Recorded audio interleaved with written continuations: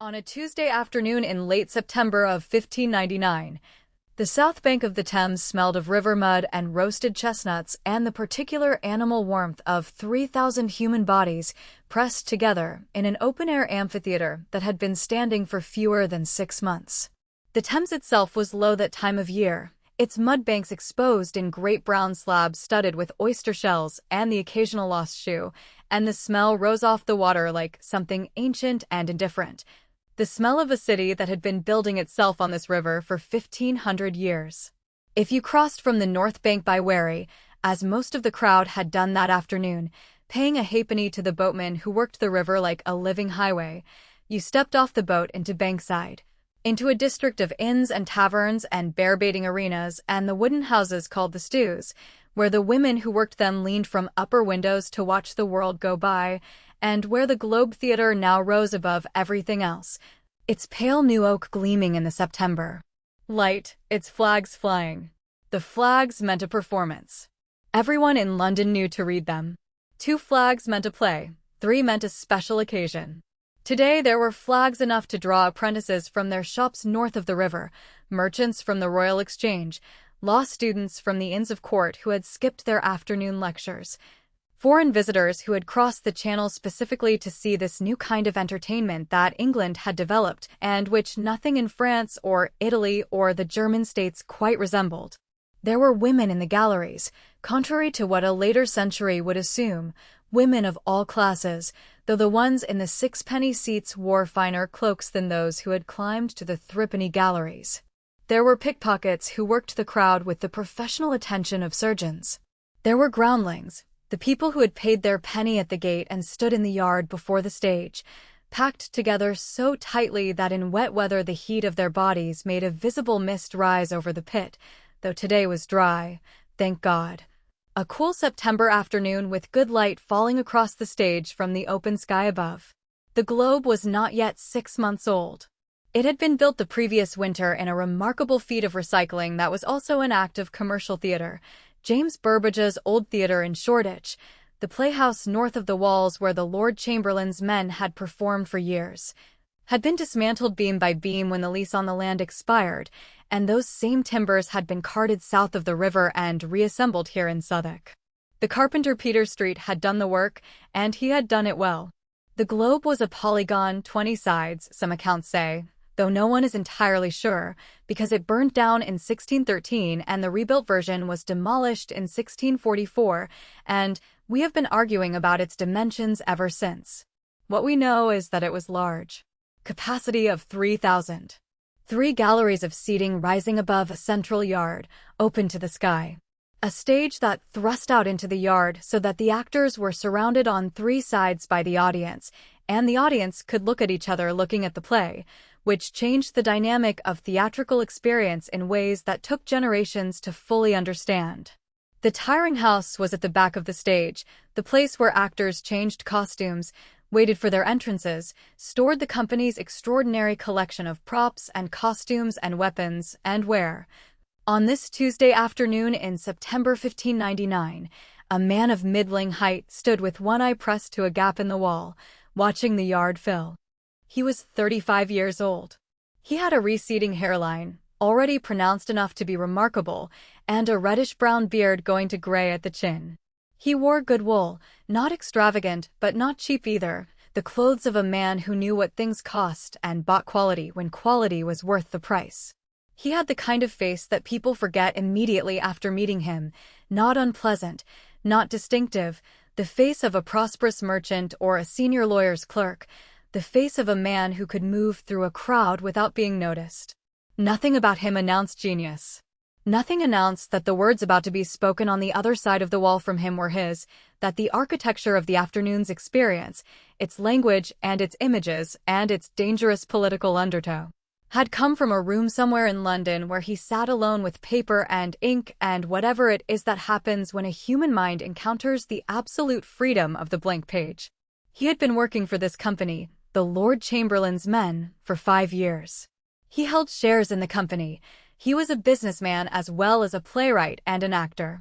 He knew what the afternoon meant in practical terms. The house was full, which meant income, which meant the company could pay its hired men and keep its costumes out of hock and survive for another season. He thought in those terms. His letters, what few survive, are mostly about money. He was not a man who left much of himself in the written record beyond the plays themselves, and the plays are a hall of mirrors. You can find anything you're looking for in them, and nothing you're not. The trumpet sounded from the hut above the tiring house, 3 long blasts that cut through the noise of the crowd with the authority of a summons. 3,000 people fell silent in the way that crowds sometimes fall silent all at once, as if they were a single organism. The noise didn't die gradually, it stopped. And in the silence, before a single actor had stepped onto the stage, you could hear the Thames moving behind you and the cry of a kite wheeling above the river and the creak of the galleries as 3,000 people leaned forward at the same moment. Then the actor playing Mark Antony stepped forward. He was Richard Burbage, the greatest actor of the age, the man for whom this playwright had been writing for 5 years and would continue writing for another decade, the man for whom Hamlet and Othello and King Lear and Macbeth were created, the man about whom it was said, when he died in 1619, that women wept in the streets. He walked to the front of the stage and looked out at the crowd and opened his mouth and said, "Friends, Romans, countrymen, lend me your ears." The crowd leaned as one toward the stage. They didn't know quite what they were watching. They knew it was about Julius Caesar. The title had been announced, the trumpets had signaled a history play, but the political valence of what they were about to witness was something that took a moment to register, and when it did, there was a particular quality of attention in the yard that was different from the attention you gave a comedy or a romance. Elizabeth I was 66 years old. She had no children, no named successor. The question of who would follow her to the throne had been the central anxiety of English political life for 40 years, the thing you discussed in whispers, the thing the government punished people for discussing publicly. And here was a play about the assassination of a ruler, about what happens when a group of honorable men decide that the political order must be broken and a great man must die for the good of the Republic. The Essex Rebellion was 4 months away. The Earl of Essex, the Queen's favorite, the most powerful man in England outside the court itself, would lead a botched uprising in February 1600 and be beheaded the following month. Some of his supporters, the night before the rebellion, paid the Lord Chamberlain's men 40 shillings to put on a special performance of Richard II, the play about the deposition of a king, trying, it seems, to use theatre to prime the public mood. The Queen noticed. "I am Richard II," she said afterward, with the cold clarity of a woman who understood exactly what was being said about her. "Know you not that?" The man watching through the gap in the tiring house knew all of this. He understood the dangerous territory he was navigating with every line he wrote, and he navigated it with the supreme confidence of someone who had learned to say the most threatening things while maintaining perfect deniability. That was one of his skills. He had others. But who was he? We know his name. We know the dates. Baptized April 26, 1564, died April 23, 1616. We know he was from Stratford-upon-Avon, that he married in 1582, that he had 3 children, that he spent the productive middle of his life in London writing for the stage. We know the plays. We do not know the man. He left no diary, no memoir, no letters that reveal anything about his inner life. He left his second-best bed to his wife in his will, which has generated more scholarly speculation per word than almost any other document in the English language, and he left 37 plays, some say 38, that have been performed continuously for 400 years, translated into every language with a literary tradition, made into films and operas and ballets and graphic novels, quoted in political speeches and legal arguments and songs, inserted into the fabric of the English language itself so thoroughly that most people use Shakespearean phrases without knowing it. He invented the word bedroom. He was the first to use eyeball. He invented lonely in the sense we use it today. Who is he? To answer that question, you have to start not in London, not at the Globe, not with the play that was unfolding on that September afternoon in 1599. You have to start 60 miles away and 35 years earlier, in a market town in the English Midlands, in a house on a street called Henley Street, where a woman named Mary Arden had just given birth for the third time, and where the summer of 1564 was about to turn into one of the most terrifying summers in living memory. Stratford-upon-Avon in the early 1560s was not a village.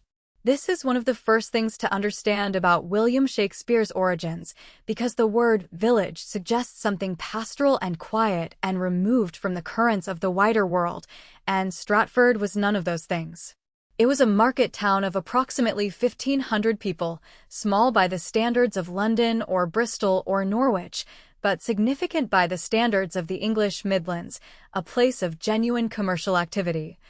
With a weekly market on Thursdays that drew traders from across Warwickshire and beyond, a stone bridge of 14 arches across the River Avon that made it a natural crossing point on the road running northwest from London toward Wales and Chester, and a Guild of the Holy Cross. That had been the organizing institution of the town's civic and educational life for 3 centuries before Henry VIII dissolved it in 1547.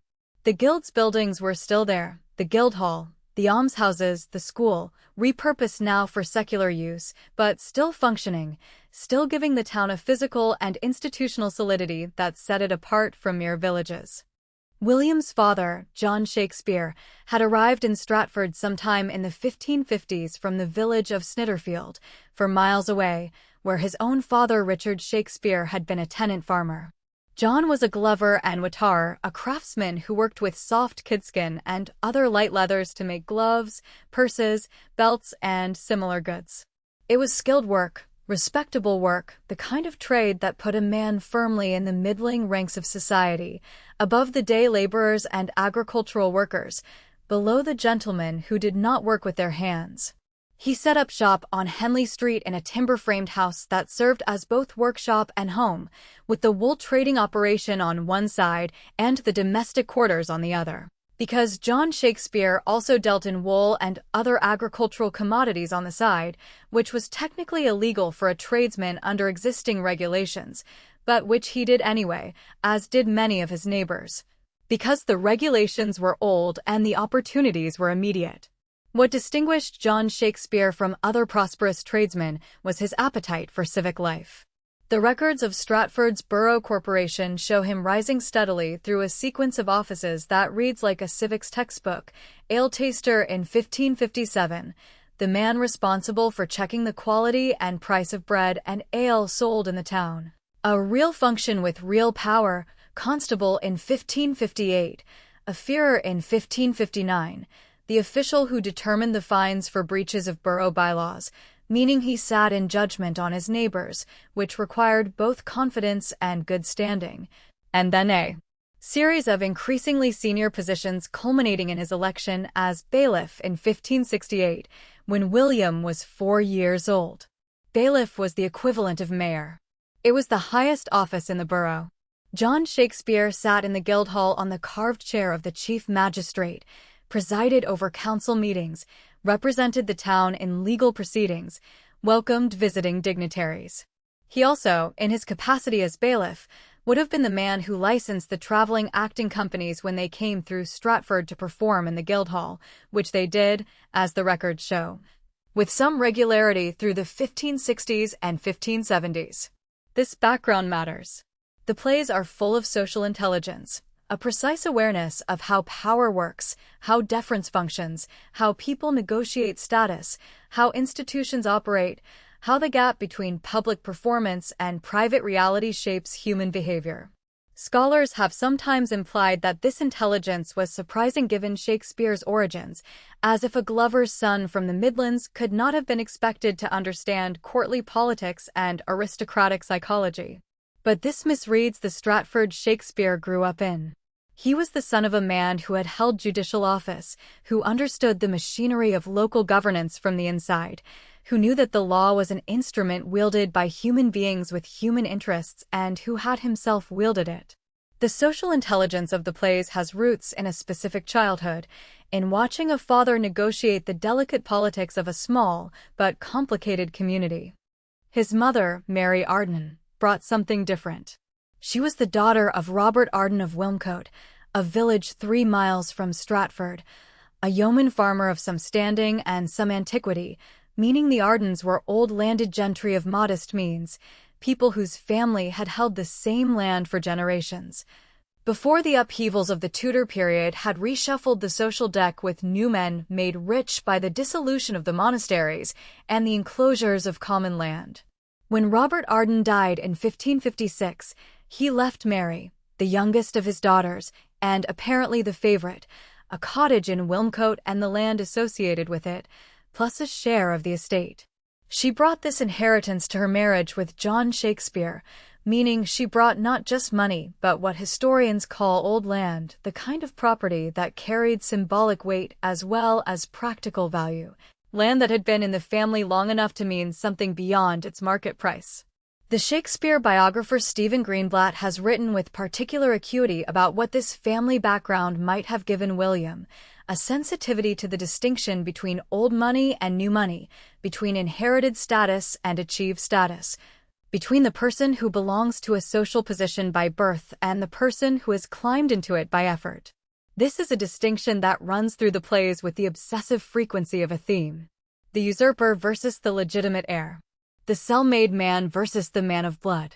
The actor who puts on a costume versus the nobleman who wears his status like a second skin. Falstaff and Prince Hal. Edmund and Edgar. Shylock and the Venetian merchants. Over and over again, the plays return to the question of what makes a person what they are. Is it birth, or education, or character, or circumstance, or performance? And they never quite answer it because Shakespeare had grown up in a house where the question was not theoretical. William was born in April of 1564.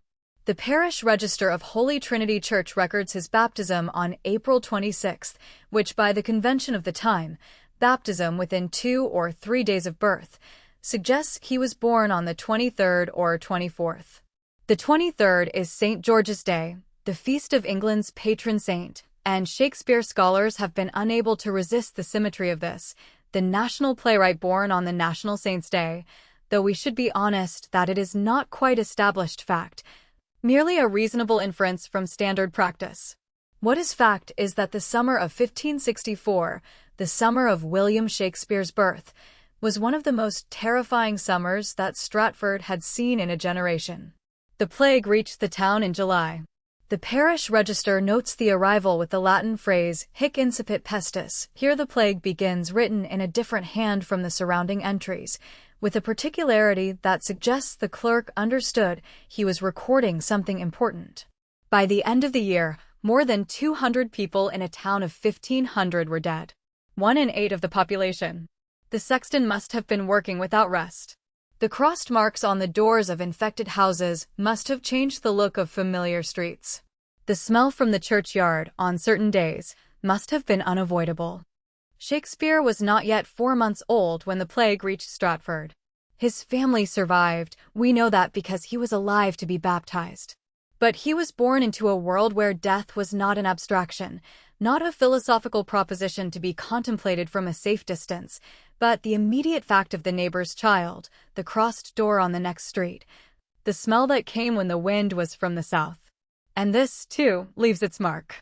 The plays take death seriously in a way that can seem almost obsessive to a modern reader who has grown up with death at a distance, managed by hospitals and funeral homes, and the careful institutional processes we have built to keep mortality out of ordinary sight.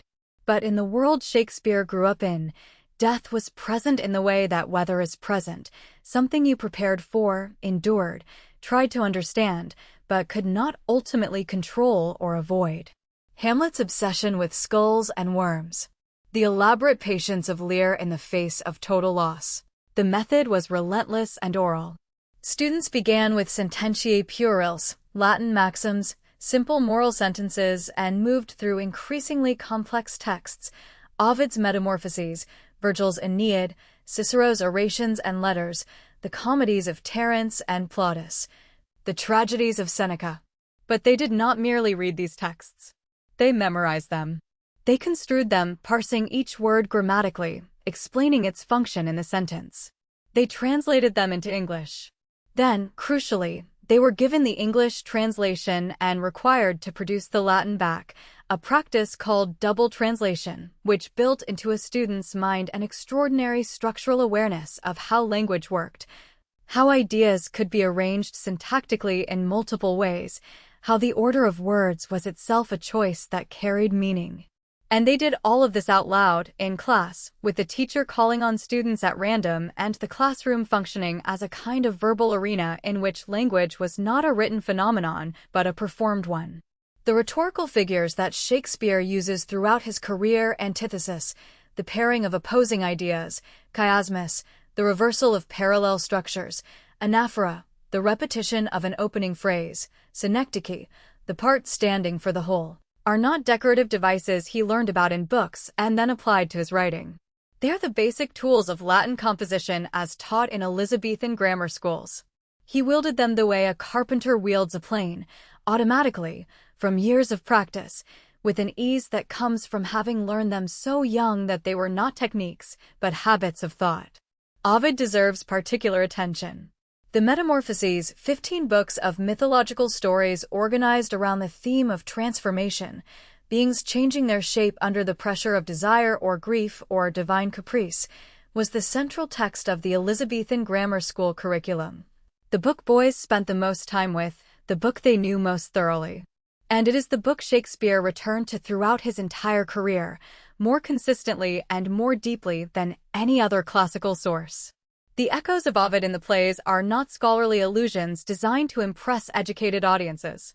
They are the furniture of a mind that encountered these stories young, memorized them in the original Latin, performed scenes from them in classroom exercises, and then never entirely stopped thinking in their terms. Bottom transformed into an ass in A Midsummer Night's Dream is Apuleius and Ovid. Prospero controlling the natural world in The Tempest is Ovid's Medea, speech by speech.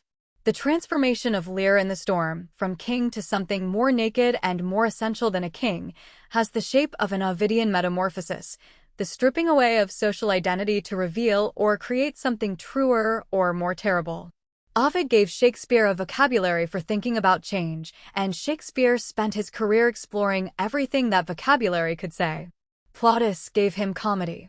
The Comedy of Errors, Shakespeare's earliest surviving play, is almost directly derived from Plautus's Menechmi, the story of identical twins separated at birth, confusion, mistaken identity, the world temporarily disordered and then set right by recognition. But it is not plagiarism. It is the perfectly Elizabethan practice of taking an old story and making it new, of finding in a Roman comedy the energy that could animate an English one.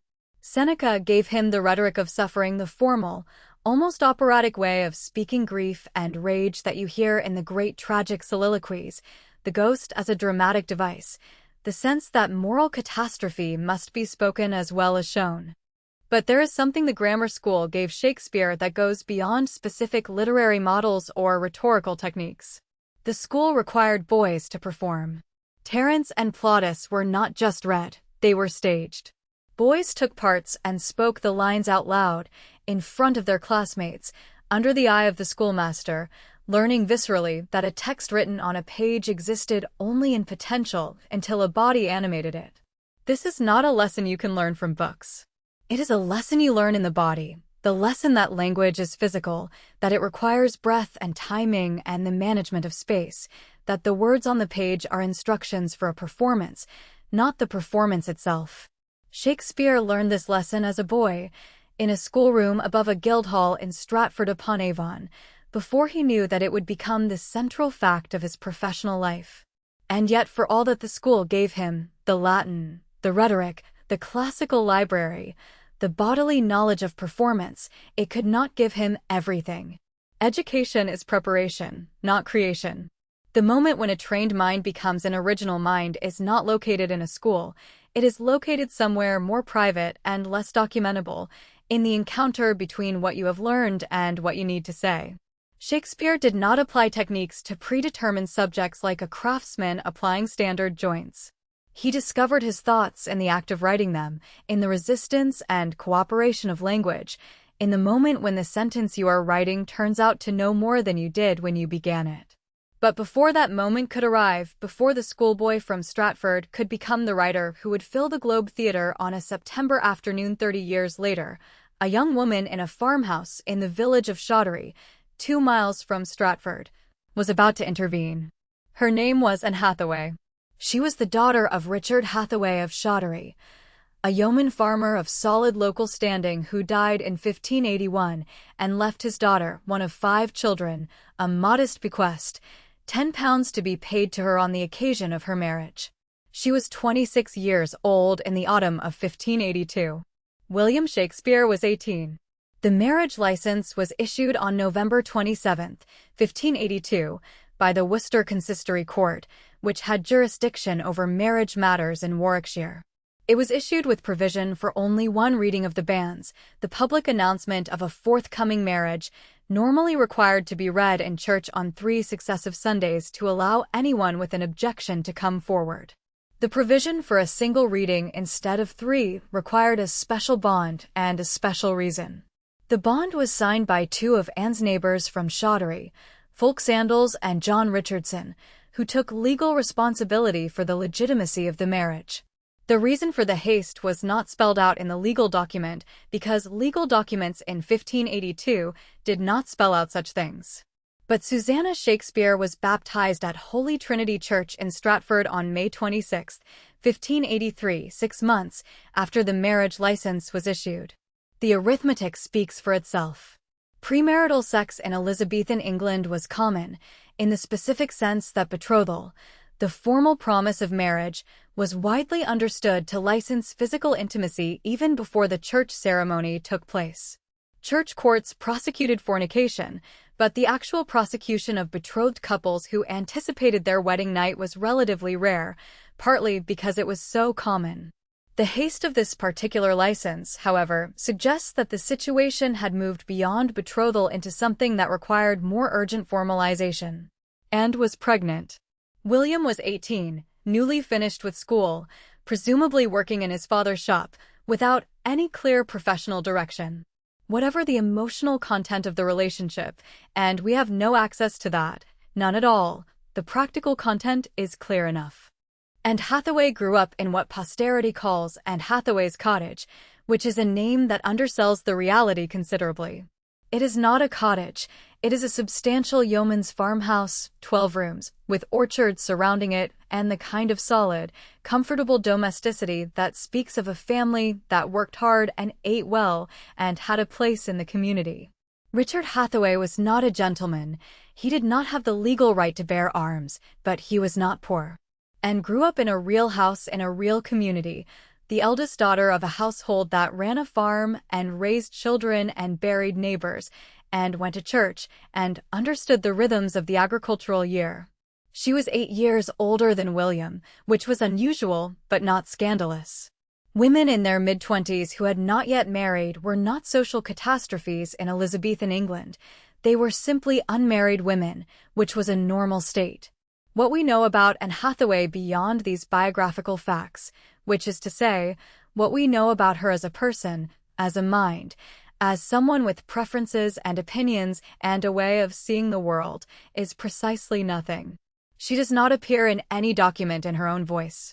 She was not literate, so far as we know, or if she was literate, she did not leave anything she wrote. She lived for most of her adult life in Stratford while her husband lived and worked in London, which was the pattern of many Elizabethan families where the man's work required urban residence and the family remained in the provinces. She had 3 children with William Shakespeare, Susanna, born 1583, and then the twins Hamnet and Judith, baptized February 2, 1585, named after their neighbors and friends Hamnet Sadler and his wife Judith, who would themselves stand as godparents in return. William was 20 years old when the twins were born. He had a wife and 3 children, and a father whose civic career had recently entered a prolonged period of difficulty, and a town that could contain him or not, and a direction that had not yet announced itself.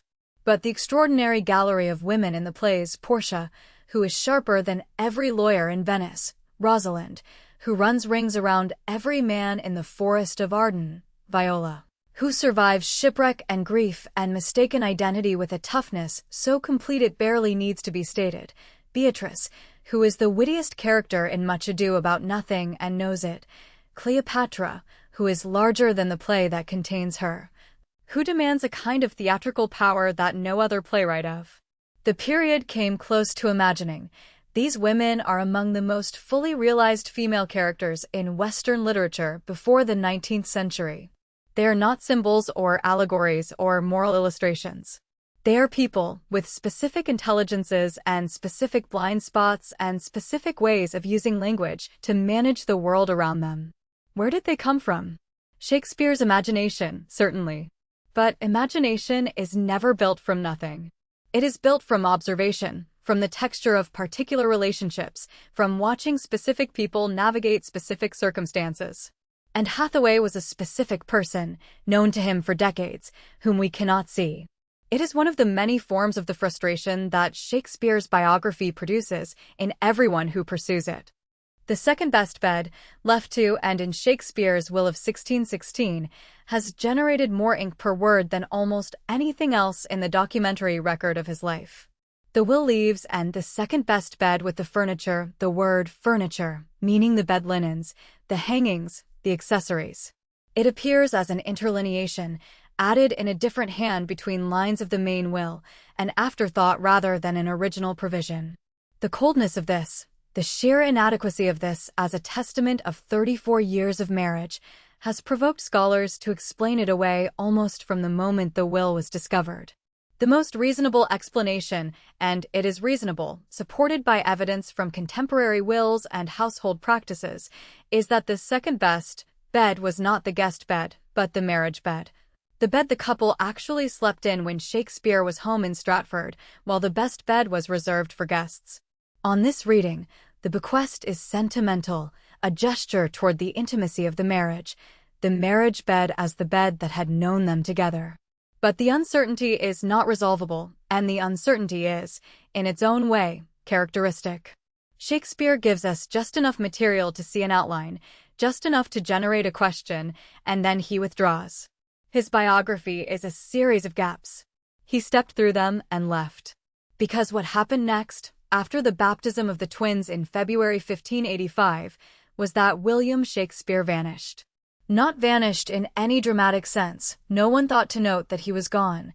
No one wrote a pamphlet about his disappearance, because in 1585 he was nobody in particular, a 20-year-old tradesman's son in a Midlands market town. Not the kind of person whose movements attracted public attention, but vanished in the sense that he disappears from the documentary record entirely and does not resurface for 7 years. Between February 1585, when the twins were baptized in Holy Trinity Church, and September 1592, when a pamphlet written by a dying playwright in London mentioned him with unmistakable fury, there is nothing. No document, no letter, no legal record, no parish register entry that places William Shakespeare anywhere. Scholars call this period the lost years, with the capital letters that signal an established technical term for a problem everyone has acknowledged and no one has solved. It is not unusual, in the abstract, for an ordinary man of the 16th century to pass 7 years without leaving a trace in the documentary record. Records were not systematically kept. Many records that were kept have been lost. The kind of person who leaves frequent traces is the kind of person who owns property, appears in court, holds civic office, dies leaving an estate. A young man working for a living, moving between places, not yet established in any fixed role, could easily pass 7 years without appearing in any surviving document. What makes Shakespeare's lost years remarkable is simply that they are his. And therefore every proposed explanation of where he was and what he was doing has to account for the gap between the 20-year-old glover's son in Stratford and the professional playwright who emerges in London in 1592 already apparently established, already apparently capable of writing plays good enough to threaten the established practitioners and make them angry. The deer poaching story is the oldest and most colorful explanation. According to this tradition, first recorded nearly a century after Shakespeare's death, he was caught poaching deer in the park of Sir Thomas Lucy of Charlecote, the local magistrate. and was prosecuted and perhaps briefly jailed, and eventually fled to London to escape further punishment. The story has the narrative satisfactions of an origin myth, the transgressive young man, the collision with authority, the exile that turns out to be liberation. It was repeated with great confidence throughout the 18th century and appears in several early biographies. It is almost certainly not true. Charlecote Park, at the relevant date, did not have a deer park with the legal status that would have made poaching a criminal offense rather than a civil matter. The penalties for the kind of deer poaching described would have been fines, not exile. And the story was not recorded until 1709, when Nicholas Rowe, the first systematic biographer, collected it from local tradition, by which point nearly a century of myth-making had had its way with the actual facts. But the story survives because it contains a kind of psychological truth, even if not a historical one. The image of Shakespeare as a young man who broke rules, who stepped outside the boundaries of his social position, who was displaced from his community and found something better, this rings true in a way that the mere absence of documentation does not. It suggests a life that required breaking before it could become itself. More historically plausible is the Lancashire connection, which has attracted serious scholarly attention since the 1930s.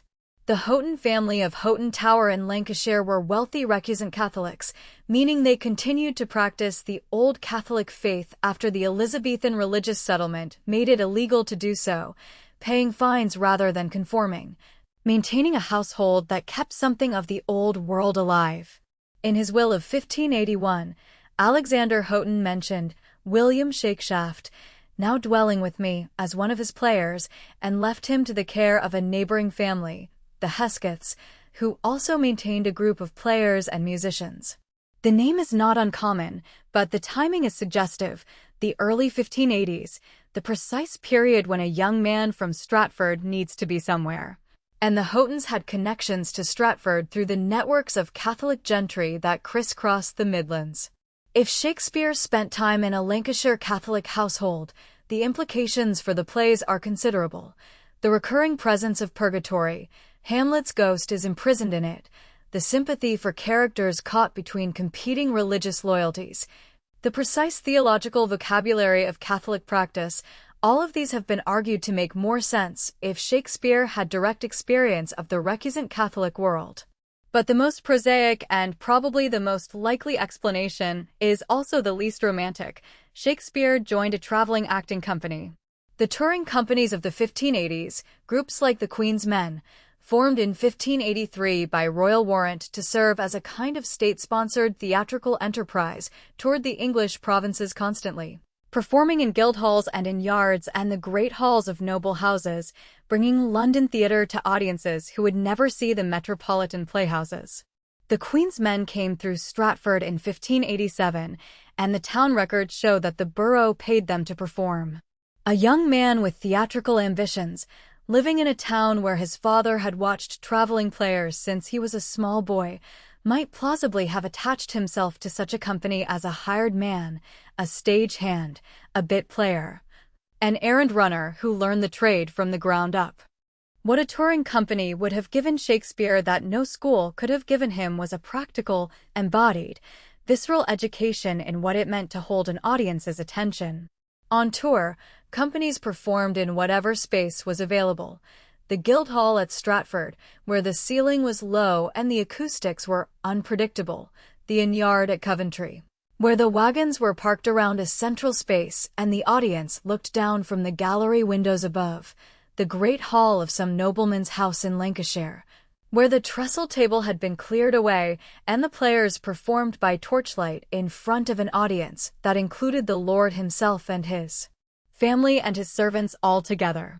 In each space, the play had to work. The lines had to land. The timing had to be right. The audience had to follow. You could not learn these things from books. You could only learn them by doing them in front of people who would tell you immediately, by their attention or their restlessness, whether you had got it right or wrong. By the early 1590s, he had evidently got it right enough to matter. Because in September of 1592, a pamphlet appeared in London that told him so, in the most backhanded way imaginable. Robert Greene was a playwright and pamphleteer, a graduate of Cambridge, a man who had taken the literary world of London by storm in the 1580s and spent the 1590s watching it leave him behind. Dying in genuine poverty in September 1592 from causes that may have included overeating at a farewell dinner of pickled herring and Rhenish wine, which is at least a literary death if not a dignified one. In the weeks before he died, he wrote a pamphlet called Groatsworth of Wit Bought with a Million of Repentance, addressed to his fellow university-educated playwrights, Christopher Marlowe, George Peele, Thomas Nash, warning them against the upstart crow who had entered their world. The relevant passage deserves to be quoted. There is an upstart crow, beautified with our feathers, that with his tiger's heart wrapped in a player's hide, supposes he is as well able to bombast out a blank verse as the best of you. And being an absolute Johannes factotum, is in his own conceit the only Shakespeare in a country. Shakespeare is unmistakable. Greene was attacking Shakespeare. He was accusing him of plagiarism, of being beautified with our feathers, of taking the work of the university men and claiming it as his own. He was attacking him for being an actor, player's hide, who presumed to write. He was quoting Shakespeare's own words back at him. Tiger's heart wrapped in a player's hide is a parody of a line from Henry VI Part 3, which tells us that Henry VI Part 3 already existed and was already well enough known that Greene expected his readers to recognize the original. And he was calling him, in the phrase Johannes factotum, Jack of all trades, a man who did too many things, who was an actor and a playwright and apparently a businessman all at once, who had not come up through the legitimate channels that Greene and his colleagues had used. The fury in the passage is one of the most reliable indicators of historical reality we have. You do not attack someone with that particular venom unless they have genuinely threatened you. Greene was dying, broke, aware that the theatrical world had moved beyond him.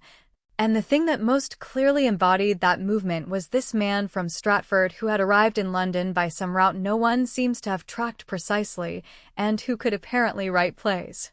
To understand why Greene felt threatened, and why he named Shakespeare by name rather than by description, you need to understand the world Shakespeare had entered. London in the early 1590s was not the clean, ordered, architecturally coherent city of later centuries. It was a city of approximately 200,000 people, the largest city in Northern Europe after Paris, a city that had grown faster than any infrastructure could manage, crowded into the tight streets within the Roman walls and sprawling out through Southwark to the south and Shoreditch and Clerkenwell to the north and east. A city that smelled of smoke and tanneries and river mud, and the particular foulness of streets where waste was disposed of by throwing it from upper windows into the gutter below. It was a city of extraordinary vitality and extraordinary danger, a city where the plague could kill 30 people in a week and the theaters would close by order of the Privy Council. A city where a man could arrive from the provinces with nothing and build something if he was fast enough and good enough and lucky enough. The geography of theater in this city was a geography of deliberate exclusion. The Lord Mayor and the Court of Aldermen who governed the city proper, the area within the old Roman walls, had been trying to suppress theatrical performance within their jurisdiction for decades. They objected to theaters on multiple grounds. They gathered crowds, which spread plague. They drew apprentices away from their work. They were associated with masterless men, vagabonds, the kind of social disorder that made civic authorities nervous. And so the theaters were built outside the walls, in the liberties, areas that fell outside the Lord Mayor's jurisdiction. Southwark, on the south bank of the Thames, was a liberty. Shoreditch, just north of the Bishopsgate Wall, was another.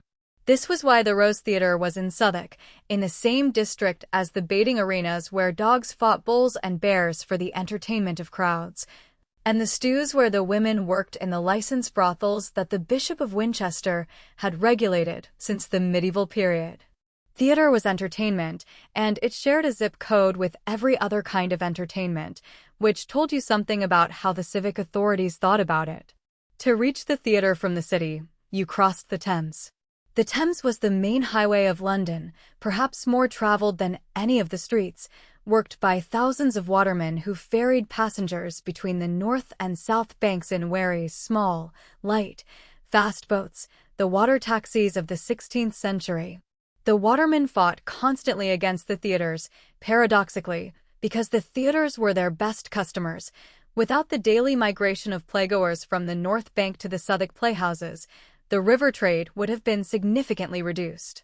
They also fought against the theaters because they depended on them so completely. The plague was the constant threat.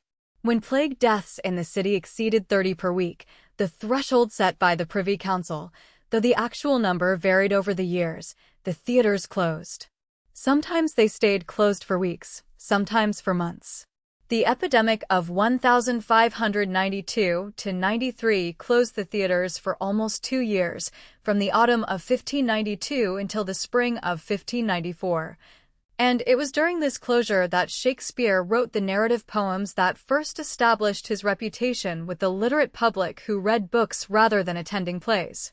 Venus and Adonis, published in 1593 with a dedication to the Earl of Southampton, was an immediate sensation, the most reprinted of all Elizabethan literary works in its own time. The Rape of Lucrece followed in 1594, with another dedication to Southampton that is notably warmer in tone, suggesting a genuine relationship of patronage had developed. These poems told anyone who was paying attention that Shakespeare was not merely a craftsman of popular theater, but a literary artist capable of operating at the highest level of the culture. The theatrical world he had entered was organized around competing companies, each one under the nominal patronage of a member of the nobility, which protected them from vagrancy laws that could otherwise be applied to traveling entertainers. The Admiral's Men, led by the actor Edward Allen and backed by the impresario Philip Henslowe, performed at the Rose in Southwark and were the dominant company of the late 1580s and early 1590s. Allen was everything Greene celebrated. Physically imposing, trained in the rhetoric of classical tragedy, famous for his performances in the Titanic roles that Christopher Marlowe had written for him, Tamburlaine the Great, Dr. Faustus, Barabbas in The Jew of Malta. Marlowe's plays had created a new kind of English drama, large, loud, structured around a single overreaching protagonist who confronted the limits of human possibility and was destroyed by them, written in blank verse of tremendous rhetorical power. Allen embodied these plays in a style of performance that was itself large and loud, filling the yard of the Rose with projected grief and rage. Philip Henslowe's diary, a meticulous account book that records payments to playwrights, receipts from performances, loans to actors, expenses for costumes and props, is our best surviving source for how the Elizabethan theater actually worked as a business. Henslowe lent money to playwrights against future work, a practice that kept many of them in a state of permanent debt to him. He paid for plays by the piece, usually a flat fee of £5 or £6 for a new script, with no ongoing royalties. He bought and maintained the company's costumes. The costumes were the single most expensive item in a company's budget, more expensive than the plays themselves, and he rented the playhouse to the company. He was a businessman, not an artist, and his accounts reflect a business that was simultaneously precarious and, in good years, highly profitable. Shakespeare's professional home, from 1594 onward, was not the Admiral's Men, but the Lord Chamberlain's Men, a company formed in the aftermath of the plague closure with the patronage of Henry Carey, Lord Hunsdon, who held the office of Lord Chamberlain.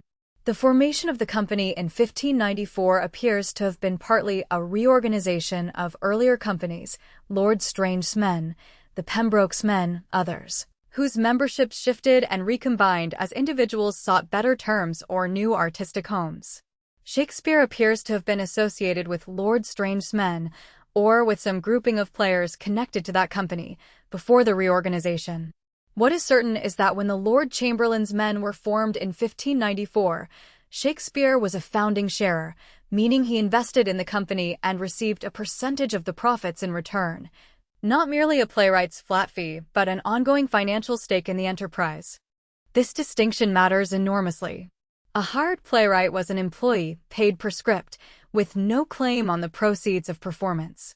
A sharer was a co-owner whose income varied with the company's fortunes but who, in good years, could accumulate real wealth. Shakespeare accumulated real wealth. He bought the second-largest house in Stratford in 1597. He bought a share of the Globe Theatre when it was built in 1599. He invested in property in London and in the Midlands. He bought a coat of arms for his father in 1596, which made the Shakespeare family legally gentlemen. He retired to Stratford in approximately 1613, comfortably enough off to live without working. His financial management of his career was at least as impressive as his artistic management of it, and the two are not separable. The financial independence gave him the freedom to write what he wanted to write, and what he wanted to write turned out to be things that people would continue paying to see for 4 centuries and counting. The other sharers of the Lord Chamberlain's men included Richard Burbage, the son of James Burbage, who had built the theatre in Shoreditch in 1576 and who had left it to his sons when he died in 1597, which is why the company dismantled the theatre and carried the timbers south to build the Globe, because the timbers belonged to the Burbage family and the land did not. Will Kemp, the clown, one of the most famous comedians of the age, who left the company around 1600 in circumstances that are not entirely clear but may have had something to do with creative differences, given that the clown roles in Shakespeare's plays after about 1600 are notably less prominent and less improvisational than those before. John Hemmings and Henry Condell, actors who would survive long enough to collect and publish Shakespeare's plays in the first folio of 1623, without which we would not have roughly half the works we know, including Macbeth, The Tempest, As You Like It, Twelfth Night, Julius Caesar, Antony and Cleopatra, and The Winter's Tale. The debt we owe Hemmings and Condell for what they saved is one that literary history has not adequately acknowledged. This company was Shakespeare's professional family for 20 years. He wrote for them, he performed with them, he shared in their fortunes. The intimacy of the professional relationship, knowing these specific actors, knowing what Burbage could do with a certain kind of verse, knowing what the company's clown could hold an audience through, knowing the physical capabilities of each player he was writing for, shaped the plays in ways that are difficult to fully document but impossible to ignore. When you know that the same actor played Hamlet and Othello and King Lear and Macbeth, you start to hear those roles in relation to each other, as a 20-year conversation between a playwright and his star about what a man's disintegration looks like. By 1592, when Greene attacked him, Shakespeare had been in London long enough to make enemies. By 1594, when the Lord Chamberlain's men were formed, he was established enough to be a founding sharer. By 1599, when the Globe opened and Julius Caesar was performed before 3,000 people on a September afternoon, he was the most successful playwright in England. The journey from Stratford to the Globe, the precise nature of the 7 lost years, the training, the connections, the sequence of decisions, is irrecoverable.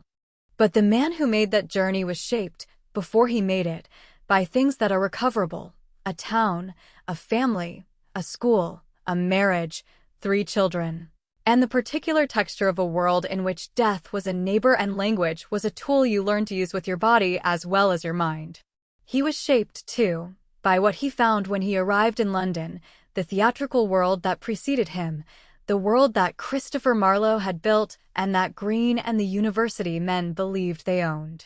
To understand what Shakespeare did, you have to understand what was already there when he arrived, and what the man who built it was like. You have to understand the playwright who preceded him, the man who had set the terms of English drama before Shakespeare had written a single line, the man who was, in the winter of 1592, not yet dead, not yet gone, not yet transformed from a rival into a legend that Shakespeare would spend the rest of his career both inheriting and transcending. You have to understand Christopher Marlowe. There is a strange and melancholy symmetry in the fact that Christopher Marlowe was born 2 months before William Shakespeare. February 6, 1564, in the cathedral city of Canterbury, in the county of Kent, a cobbler named John Marlowe and his wife Catherine welcomed a son. The boy would be baptized Christopher, and whatever John Marlowe had imagined for his children's futures, the modest hopes of a tradesman who worked with his hands and kept his accounts and knew his place in the hierarchy of things, what Christopher Marlowe would become could not have been among them. He was born into the smell of leather and the sound of hammers, the rhythms of a craftsman's house. He would die, 11 weeks shy of 30 years old, in a room in Deptford with a knife above his right eye, and between those two moments he would write a body of work that transformed the English stage forever. Canterbury in the 1560s was a city defined by its cathedral, by the weight of centuries of pilgrimage and ecclesiastical authority, and by the particular mixture of piety and skepticism that tends to grow up in the shadow of great institutions. John Marlowe was a practical man who understood that education was the means by which a cobbler's son might escape the cobbler's bench, and Christopher was evidently exceptional enough that the King's School of Canterbury, one of the oldest schools in England, took him in. The King's School prepared boys for the kind of life that required Latin and Greek and the arts of rhetoric, and Christopher Marlowe absorbed all of it with an appetite that suggested he had been waiting for exactly this kind of nourishment. In 1581, he won a scholarship to Corpus Christi College, Cambridge. The scholarship was a specific one, established by Archbishop Matthew Parker, and it came with an implicit expectation. The boys who received it were being groomed for the clergy. The Church of England in 1581 was still a relatively young institution, only a generation old as a distinct ecclesiastical entity, and it needed educated ministers.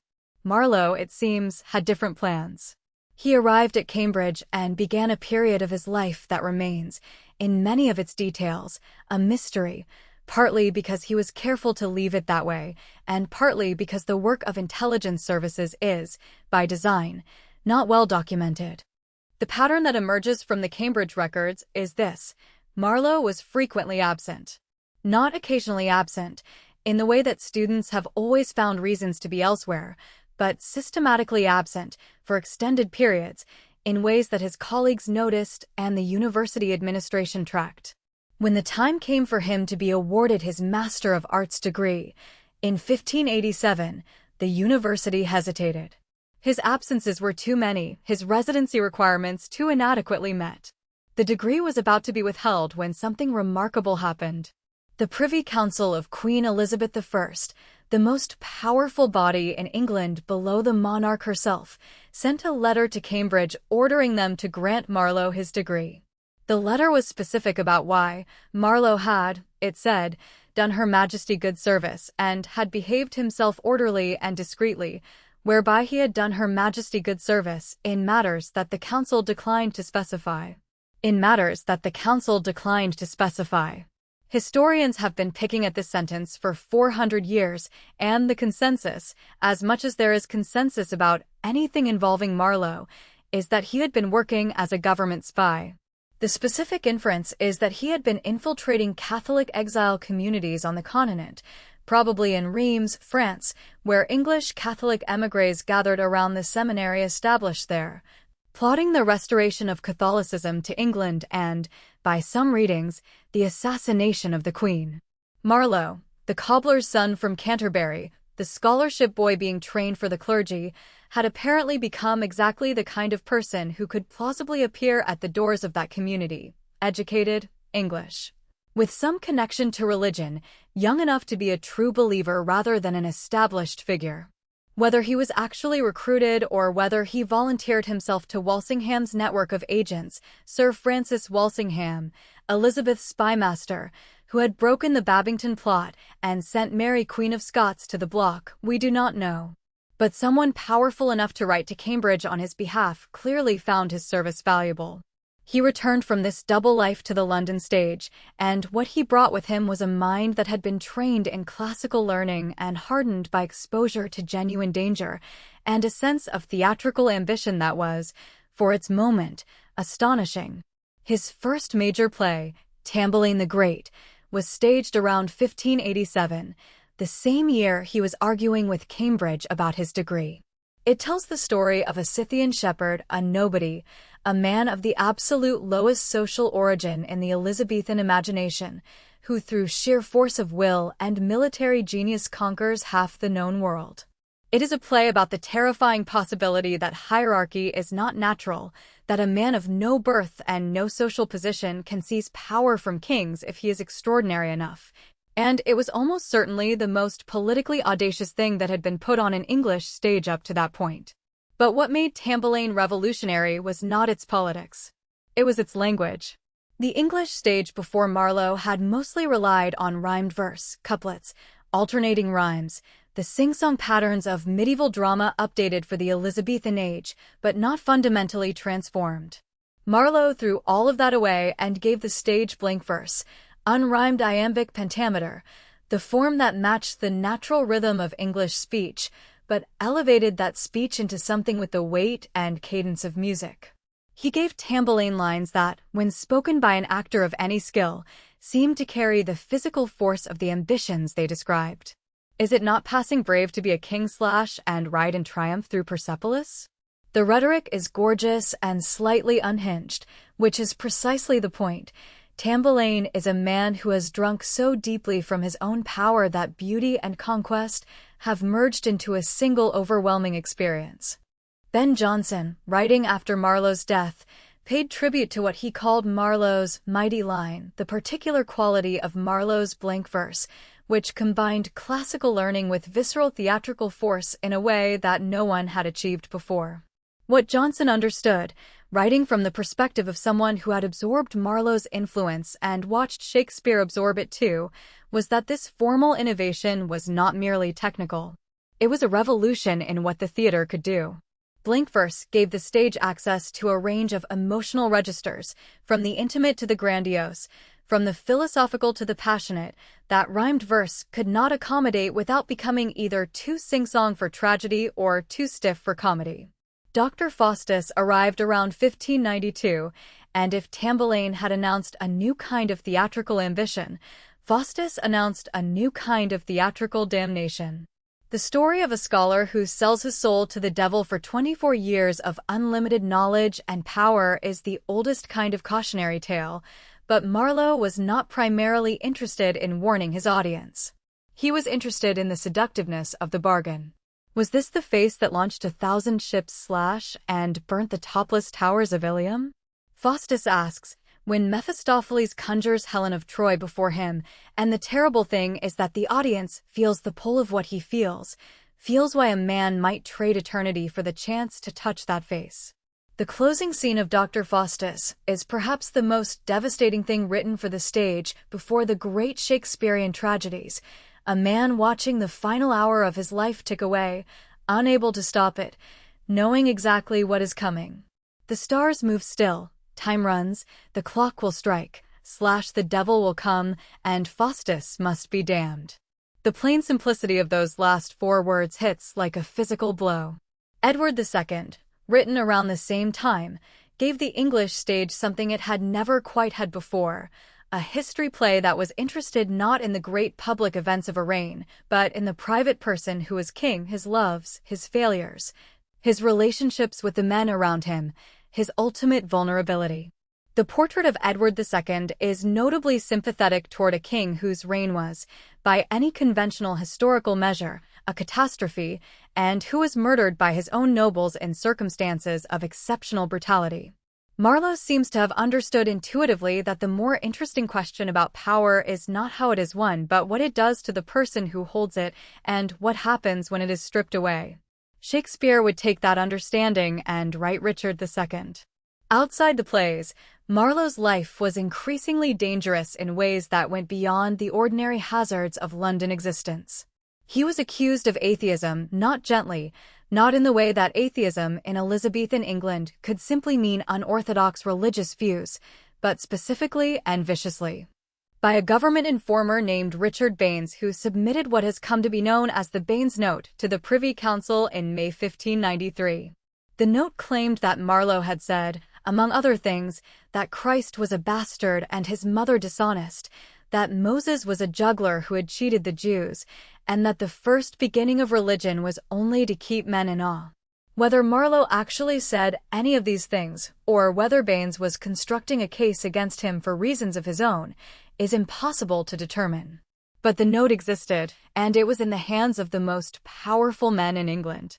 On the morning of May 30th, 1593, Christopher Marlowe was in Deptford, a Thameside district south of London that housed shipyards and warehouses and the kind of establishments where men with irregular lives conducted their irregular business.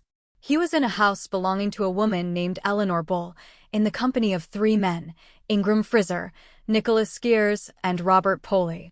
All three had connections to the intelligence world. Fraser was an agent who worked for Thomas Walsingham, a cousin of the great spymaster and a patron of Marlowe's. Skeers had been involved in the Babington plot investigation.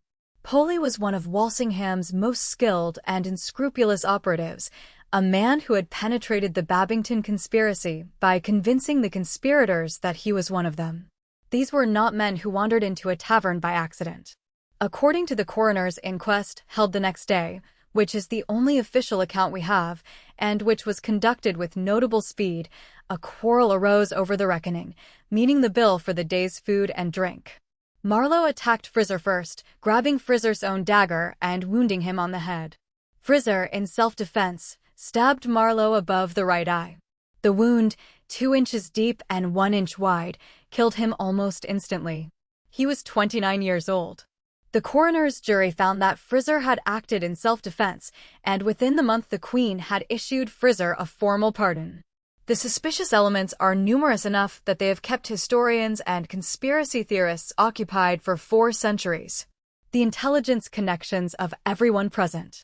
The timing: Marlowe was about to face trial for heresy based on the Baines note. The speed of the pardon. The fact that the coroner's inquest was held the day after the death, with remarkable efficiency for an Elizabethan court. The fact that Fraser, rather than being arrested and held pending trial, was pardoned almost immediately. None of this proves murder by state commission. But none of it fits comfortably with the idea of an ordinary tavern brawl over a bill either. What is not in dispute is the loss.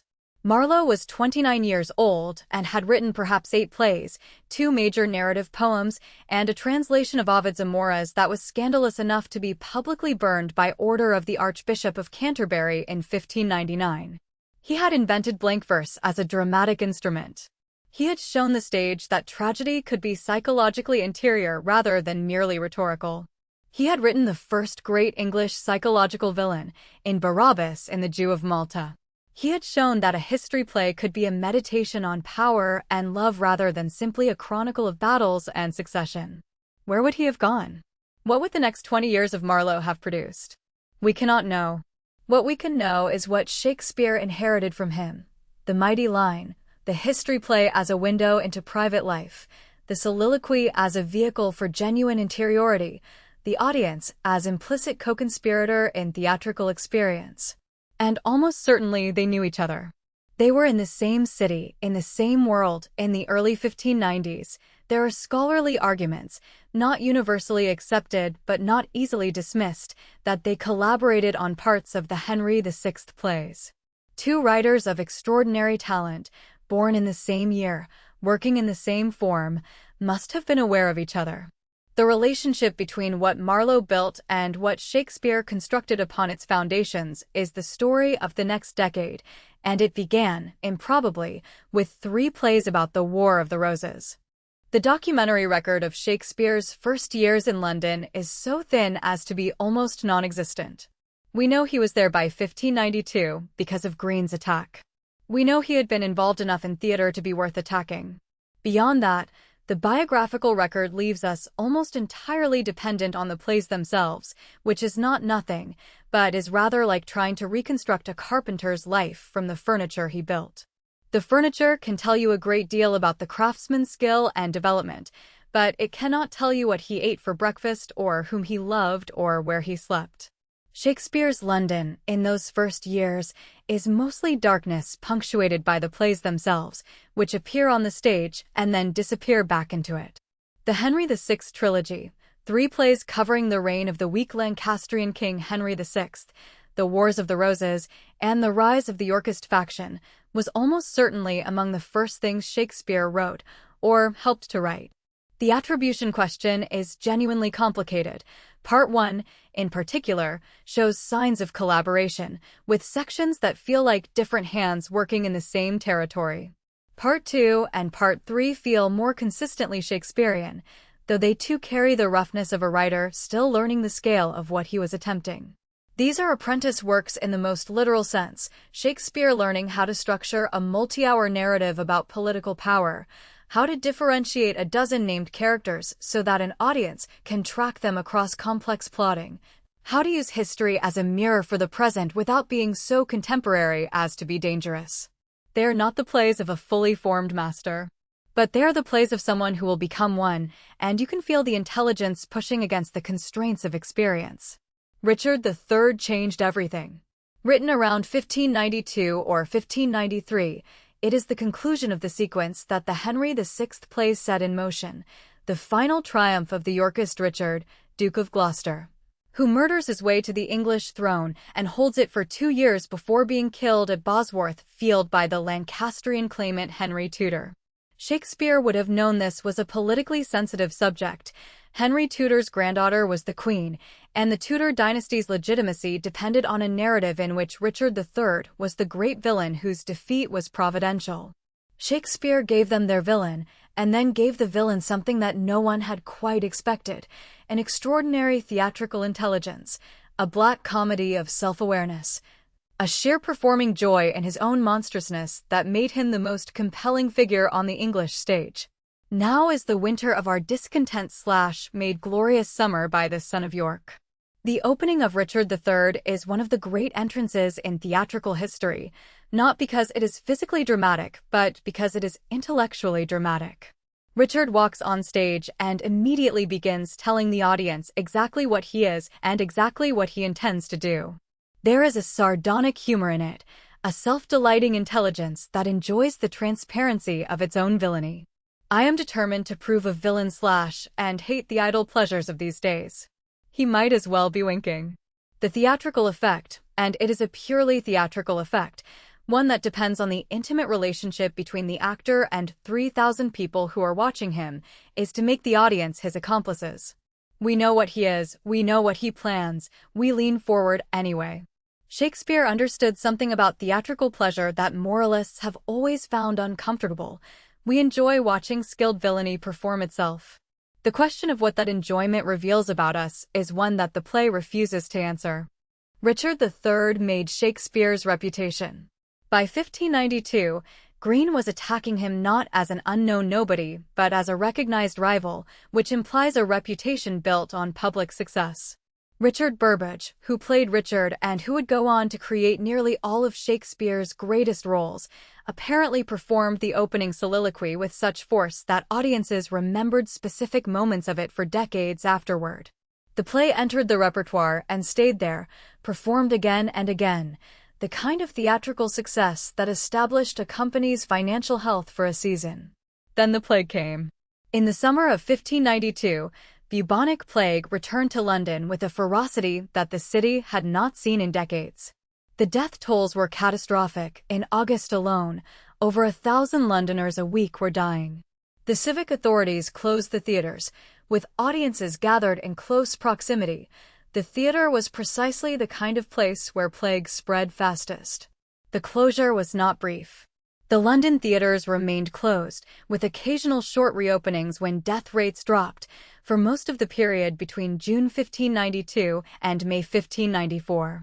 Nearly 2 years without theater. The playing companies scattered, some taking their repertoire on tour to the provinces, some simply waiting out the catastrophe in whatever way they could. What did Shakespeare do? He wrote. On April 18, 1593, a poem called Venus and Adonis was entered in the Stationer's Register and published in London. The title page identified the author as William Shakespeare. This is the first time Shakespeare's name appeared in print on anything, not a play, not a pamphlet, but a narrative poem of 1,194 lines, a lusty, sophisticated, funny, melancholy treatment of the mythological story of Venus and the beautiful boy Adonis, drawn from Ovid's Metamorphoses. The poem was dedicated to Henry Wriothesley, the 3rd Earl of Southampton, with a dedication that described the poem as the first heir of my invention, which implies that Shakespeare considered the plays he had written so far as somehow not his truest self-expression, or at least not the kind of self-expression he wished to present to a nobleman as a gift. Southampton was 20 years old in 1593, extraordinarily wealthy, connected to some of the most powerful circles at the Elizabethan court. and possessed of the kind of physical beauty that Elizabethan portrait painters could render with an almost unsettling specificity. His portrait shows a young man whose long auburn hair falls over his shoulder, whose gaze has the slightly theatrical quality of someone who has been looked at so often that he has developed a relationship with being observed.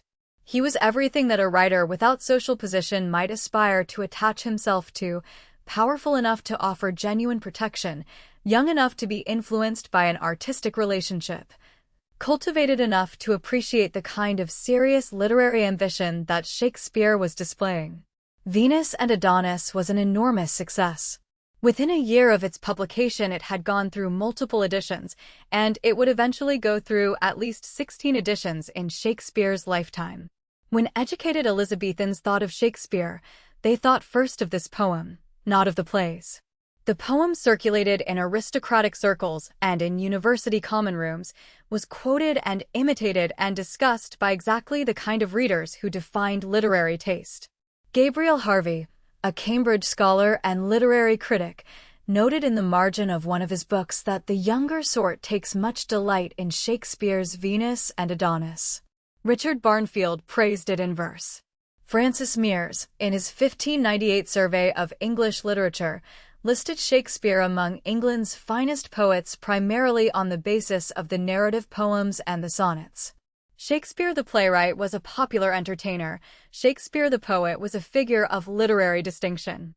The second poem, The Rape of Lucrece, appeared in 1594, again dedicated to Southampton, but this time with a dedication so warm that scholars have been reading it for centuries as evidence of a genuine intimacy. The love I dedicate to your lordship is without end.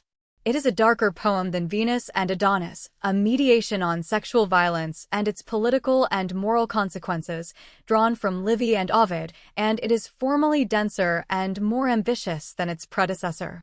Together, the two poems established Shakespeare as a serious literary artist in the eyes of his contemporaries, which the plays, for all their theatrical success, had not quite managed to do. Because plays in Elizabethan England were regarded as popular entertainment rather than literature, and were printed, when they were printed at all, in cheap quartos that no one was expected to preserve. Meanwhile, the comedies of the early period were taking shape, some before the plague, some during, some immediately after. The Comedy of Errors is the most formally tight of the early works, two pairs of identical twins, masters and servants, separated in infancy and reunited in Ephesus through a series of confusions that spiral outward with the logic of a mathematical proof. Shakespeare took the premise directly from Plautus's Menechmi, a Roman comedy that was itself a classic of the Greek tradition, and then doubled the confusion by adding a second set of twins. A Plautus who already had twin masters now suddenly also has twin servants, and the comedy accelerates accordingly. It is a play that shows a writer who has studied craft, who understands that farce is not random, but precisely engineered. The Two Gentlemen of Verona, the other early romantic comedy, is less polished, but in some ways more prophetic. Two male friends, one of whom betrays the other's love interests in a way that no modern audience finds acceptable or easily excused. And the play's attempt to paper over this betrayal in the final scene has caused generations of critics to argue about whether the play's conclusion is intentionally ironic or simply a failure of dramatic invention. Love's Labour's Lost is the most courtly of the group, so saturated in the specific games and languages of aristocratic courtship that it sometimes feels like an in-joke for a specific audience who knew the allusions. The character of Don Armado may be a parody of a specific courtier, and the play's dense punning requires the kind of linguistic education that most of its audiences probably didn't have. Titus Andronicus stands somewhat apart from the comedies. It is Shakespeare's only exercise in pure Senecan tragedy, a play of rape and mutilation and cannibalism set in a Rome that is more theatrical convention than historical reality. It has been dismissed by critics who found its violence excessive and its construction crude, but it has also been increasingly rehabilitated by directors and scholars who recognize that it is formally complex in ways that its reputation has obscured. Lavinia's rape, borrowed from the story of Philomela in Ovid's Metamorphoses, and her subsequent mutilation, rendered unable to speak or write her attackers' names, becomes a meditation on the relationship between violence, language, and silence that is not simply sensational. Shakespeare was thinking about these questions even here, in this early and somewhat brutal experiment. What the young Shakespeare was learning in all these plays was not only craft, but commerce, how to make an audience pay attention for 2 hours without the benefit of scenery or lighting effects, using only language and bodies and the theatrical architecture of the stage. The education that the London theatre was giving him was unlike any formal education he could have received at university, because it was entirely practical and entirely collective. A thing was good if it worked on an audience, and you discovered whether it worked by watching 3,000 people respond to it in real time. This empiricism of theatrical effect, this direct feedback loop between the writer and the crowd, shaped his understanding of what language could do in ways that no amount of literary study could have replaced.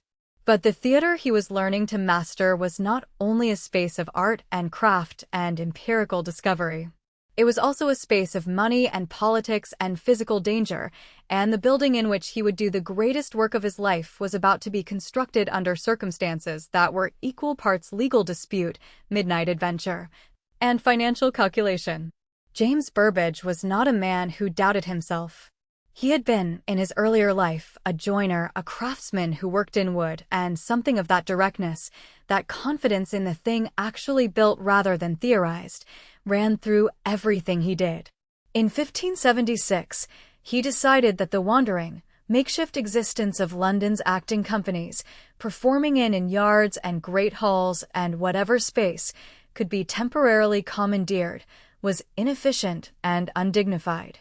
And he did something that no one in England had done since the classical world. He built a permanent public playhouse. He called it simply the theatre, which at the time functioned almost as a definition rather than a name, since there was nothing else like it. He built it in Shoreditch, north of the city walls, on land leased from a gentleman named Giles Allen, and he built it to hold an audience of several thousand people. The theatre was where the Lord Chamberlain's men, Shakespeare's company, formed in 1594 when the plague closures ended and the companies reorganized, performed through most of the 1590s. It was, by any measure, a successful building.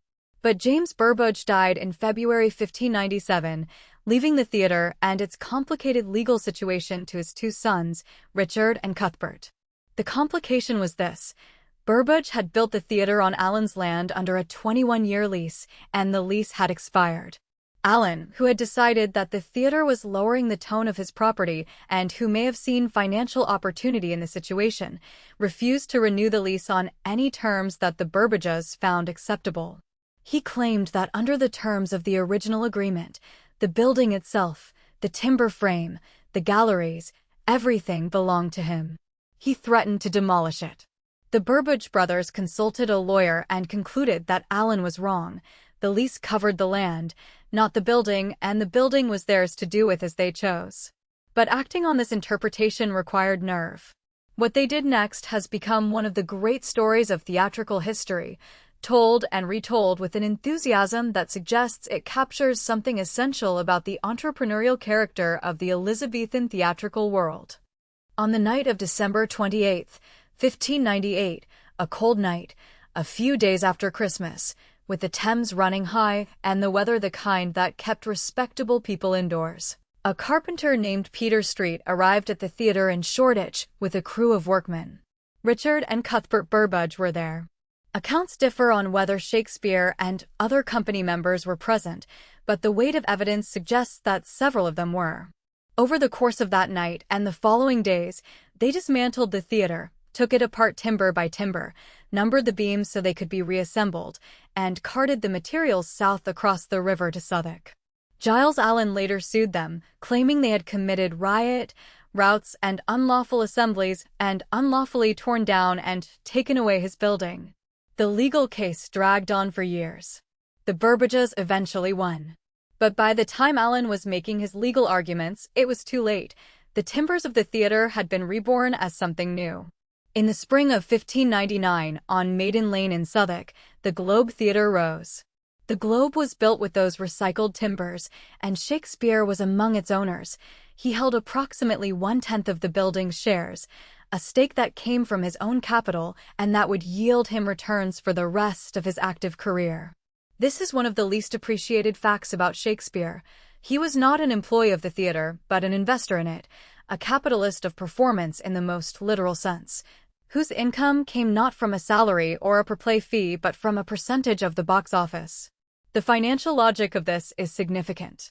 Shakespeare had an incentive to write plays that audiences actually wanted to see, not in the abstract sense that every writer wants readers, but in the concrete sense that his income depended directly on audience approval, night after night, play after play.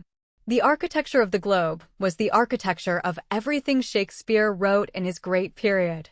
The building was roughly polygonal, probably 16 or 20 sides, creating the impression of a circle from the outside, approximately 100 feet in diameter, with 3 covered galleries rising around the central yard. The stage thrust out from one side into the middle of that yard, a massive platform, approximately 43 feet wide and 27 feet deep, elevated perhaps 5 feet off the ground, with the audience surrounding it on 3 sides. Above part of the stage was a roof supported by 2 massive painted columns, its underside decorated to represent the heavens. The stars painted there were visible when the sun fell across them at the right angle in the afternoon, which is when performances took place. Beneath the stage was the area called, inevitably, Hell, with trapdoors through which actors could rise or into which they could descend. The machinery of the cosmos compressed into a wooden O. What this architecture demanded of both the writer and the actor was a complete abandonment of the convention that the audience was invisible. At the Globe, with 3,000 people surrounding the stage, standing in the yard, seated in the galleries, visible on all sides, there was simply no theatrical illusion that could sustain itself if it pretended those people were not there. The soliloquy, in this space, was not a private moment observed. It was a public declaration to a crowd that the actor was explicitly addressing. When Hamlet says, "to be or not to be," he says it to the groundlings standing a few feet from the stage as much as he says it to himself. The intimacy of that, the directness of it, the collapsing of the theatrical fourth wall before that concept even existed, created a relationship between the plays and their audiences that modern theater, for all its technical sophistication, has largely lost. The groundlings standing in the yard paid a penny for the privilege, the cheapest admission to the Globe, and the closest to the stage. They have been condescended to by subsequent generations who imagine them as uneducated, easily satisfied, the lowest common denominator that Shakespeare was obliged to write down to. The reality was more complex.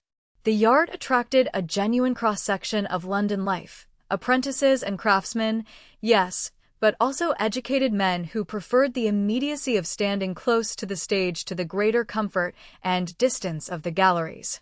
They were, by all accounts, demanding rather than passive, quick to express disapproval, capable of sophisticated response, the most reactive and responsive part of the audience.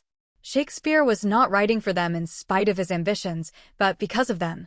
The groundlings were the pulse of the room, the barometer by which a performance could be measured in real time.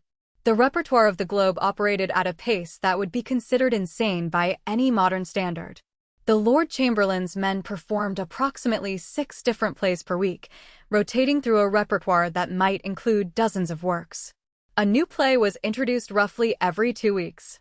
Actors learned their parts not from complete scripts. Complete scripts were expensive to copy and might be stolen or pirated, but from sides, documents containing only their own lines and the cue words that preceded them.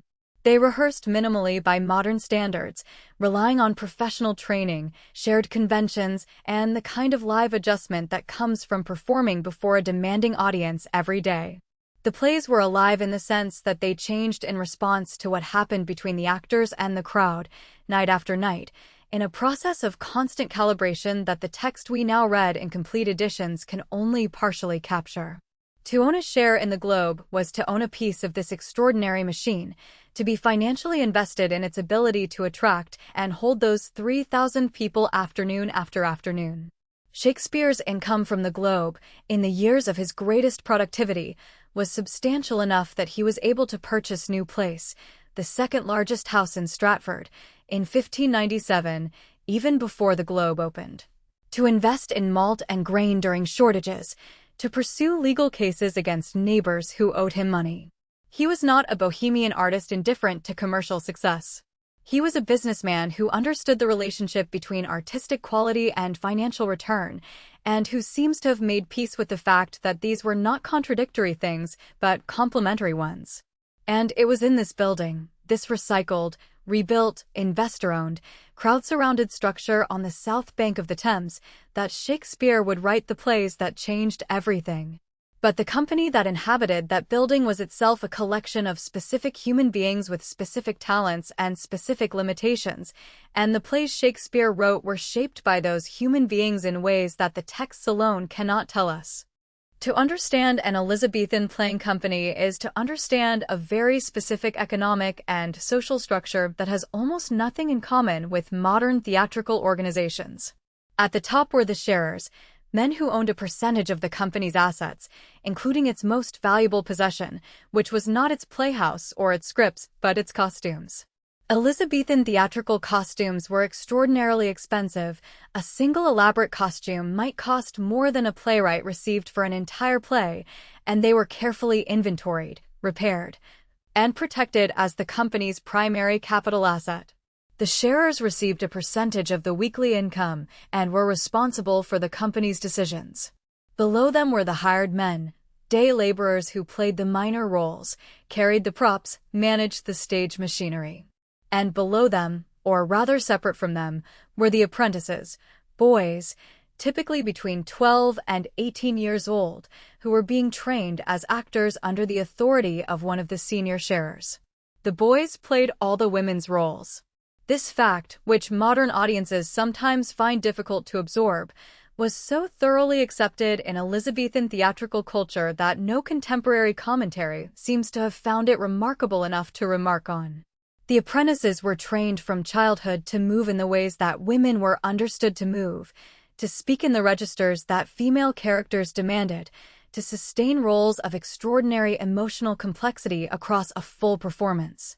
Shakespeare wrote Juliet, Portia, Rosalind, Viola, Ophelia, Desdemona, Lady Macbeth, Cleopatra, wrote them for boys who had never been women and would never be women, who understood femininity only from the outside, through observation and craft. And somehow, through some combination of the boys' skill, the audience's willingness to believe, and the playwright's ability to construct characters whose inner life was carried entirely by language rather than by physical resemblance to lived experience, it worked. The female characters of Shakespeare are among the most complex and fully realized human beings in all of literature, created under constraints that should, by any logical standard, have made such complexity impossible. Richard Burbage was the center of the Lord Chamberlain's men and then of the King's men throughout the period of Shakespeare's greatest work. He was, by all accounts, not merely good but transformative, an actor whose capabilities shaped what Shakespeare dared to write. Burbage created Hamlet, Othello, Lear, Macbeth, Richard III, Benedick, Prospero. When these roles were performed in Shakespeare's lifetime and in the decades immediately after, audiences heard Burbage's voice, saw Burbage's face, carried Burbage's interpretations with them as the primary reference for what these characters were. The relationship between Shakespeare and Burbage was that of a writer and his great interpreter. Each enabled the other to do things they could not have done alone. The evidence for Burbage's stature comes from the elegies written at his death in 1619, 3 years after Shakespeare's own. The outpouring of grief was extraordinary, the sense of irreplaceable loss palpable even across 4 centuries. Will Kemp occupied the opposite end of the theatrical personality spectrum. He was the great clown of the early company, a physical comedian of apparently extraordinary skill who played Dogberry in Much Ado About Nothing and almost certainly Falstaff. That great mountain of self-love and appetite and cowardice and wit who dominated the Henry IV plays and became, in his own lifetime and after it, one of the most beloved characters in English literature. Kemp's comedy was physical, improvisational, engaged directly with the audience in ways that could disrupt the flow of a performance. There are records of playwrights explicitly prohibiting clowns from ad-libbing. which suggests this was a recognized problem. In 1599, for reasons that remain unclear, Kemp left the company. He may have had creative disagreements with Shakespeare.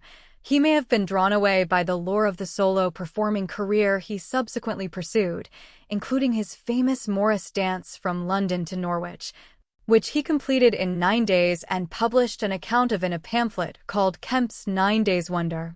His replacement was Robert Armin, and this substitution is one of the most consequential casting changes in theatrical history. Kemp had been a broad comedian, a physical performer who could get laughs through gesture and timing as much as through language. Armin was a literary comedian, a man who had himself written for the stage, who could handle sophisticated verbal wit and psychological complexity without needing to fall back on pratfall or audience engagement. The difference between the fools that Shakespeare wrote before 1599 and those he wrote after is the difference between Kemp and Armin. Touchstone in As You Like It, written just as Armin was joining the company, is wittier and more melancholy than any preceding clown.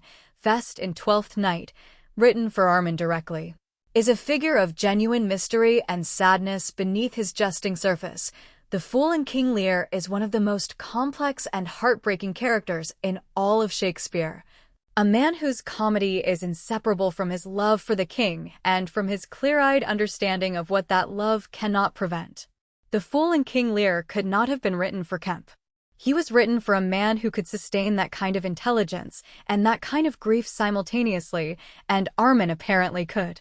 On March 24, 1603, Queen Elizabeth died at Richmond Palace, aged 69, in the 45th year of her reign. She had been queen for longer than most of her subjects had been alive. Her death left a vacuum at the center of English political and cultural life that no one quite knew how to fill, even though everyone had known it was coming for years and James of Scotland had been the obvious successor for some time.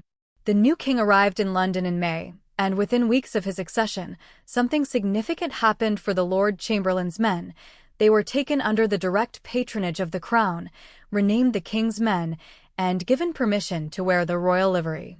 Their patron was now the monarch himself.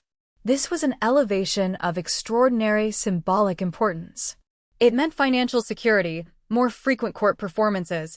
The King's Men performed at court far more often than the Lord Chamberlain's men had, and access to a kind of cultural prestige that the commercial theater had never quite possessed. But it also meant operating under a more directly political scrutiny. James I was a different kind of monarch from Elizabeth, more interested in theology, more direct in his assumptions about divine right, more openly authoritarian in his political philosophy, and also, in certain ways, more fragile. The Essex Rebellion of 1601 had shaken the final years of Elizabeth's reign.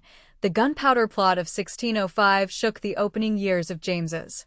The theater was not outside these events. It was woven into them. The plays that Shakespeare wrote under James are noticeably different in atmosphere from those of the late Elizabethan period. Measure for Measure, written within a year of James's accession, is a play that seems almost designed to make its audience uncomfortable. A comedy of sexual coercion and judicial corruption and moral compromise, in which no one emerges wholly admirable and the resolution satisfies no one who thinks too carefully about it. Othello is a tragedy of sexual jealousy and racial anxiety, so precisely engineered that it still produces visceral discomfort in audiences 400 years later. King Lear is an apocalypse, a systematic destruction of every social institution and every personal relationship in a world that offers no reassurance and ends without redemption. Macbeth is a study of how power corrupts not only morally but psychologically, how the decision to kill a king can unmake the self that made the decision. Antony and Cleopatra is a love story that ends in the deaths of both lovers and refuses to say whether what they chose was magnificent or simply catastrophic. These are not the plays of an optimistic age.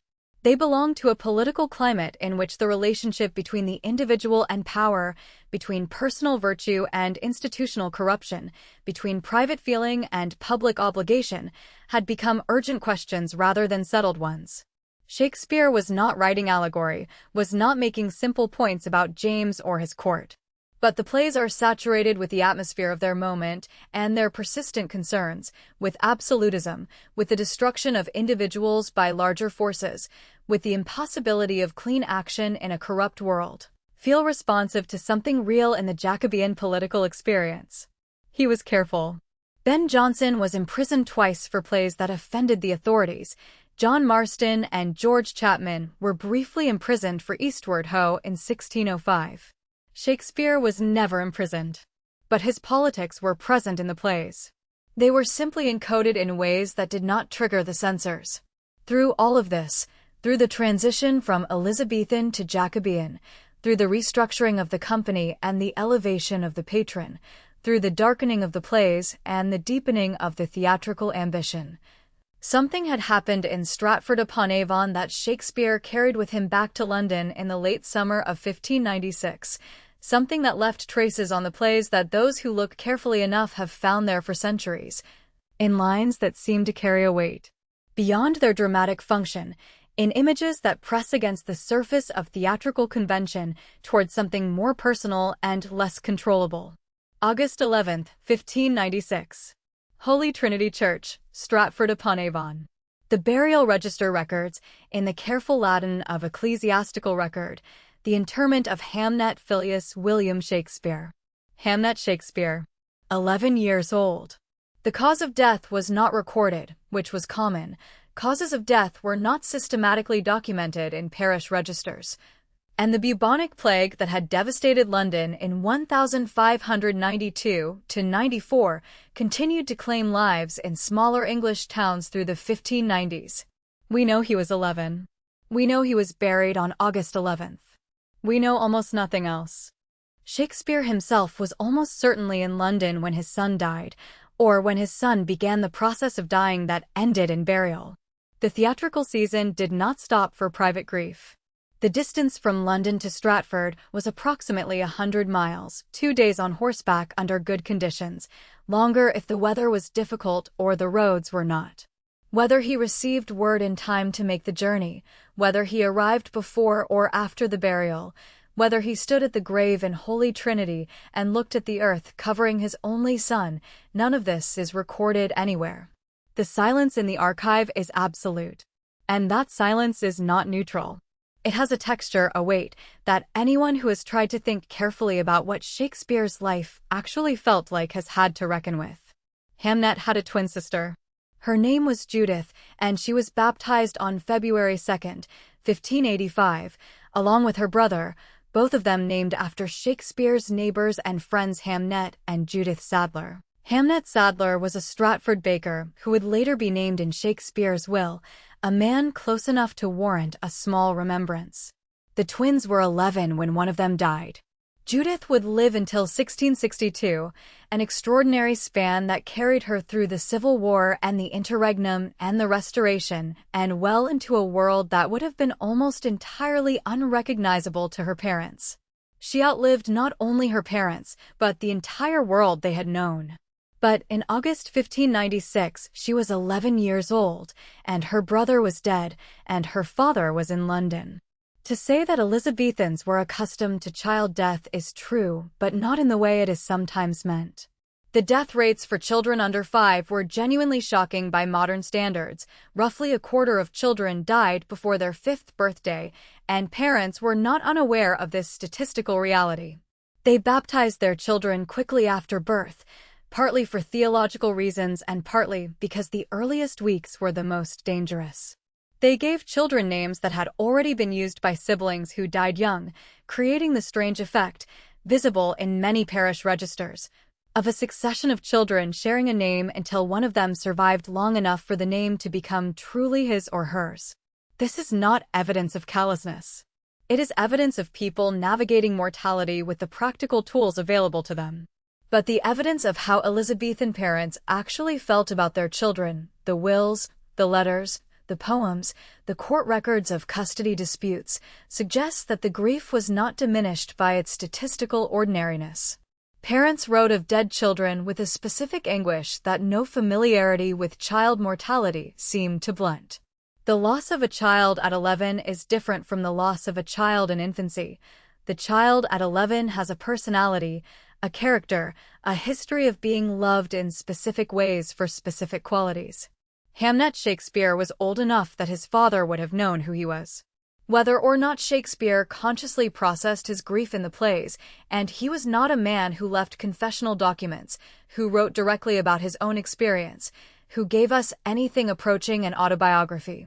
The timing suggests some kind of relationship between the death of his son and what appears in the work. In 1596, working on King John, Shakespeare gave Constance, a mother who has lost her son Arthur, a speech that has made audiences and readers catch their breath across 4 centuries. Grief fills the room up of my absent child, / lies in his bed, walks up and down with me, / puts on his pretty looks, repeats his words, / remembers me of all his gracious parts, / stuffs out his vacant garments with his form. The grief is specific in its physicality, the empty room, the vacant bed, the absent body that continues to haunt the spaces it inhabited. It is not a generalized meditation on loss, but an evocation of a particular kind of absence.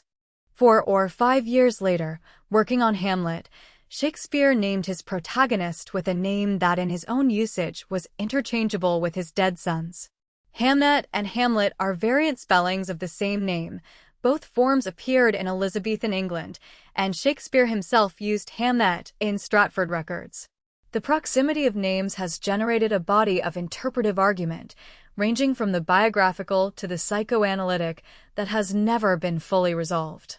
Stephen Greenblatt, in his Life of Shakespeare, argued that Hamlet is Shakespeare's attempt to work through grief that could not be expressed directly, that a father who had lost a son and could not grieve publicly, whose profession required him to perform emotions rather than feel them, might find in the theater the oblique means of processing what private life had not permitted him to address.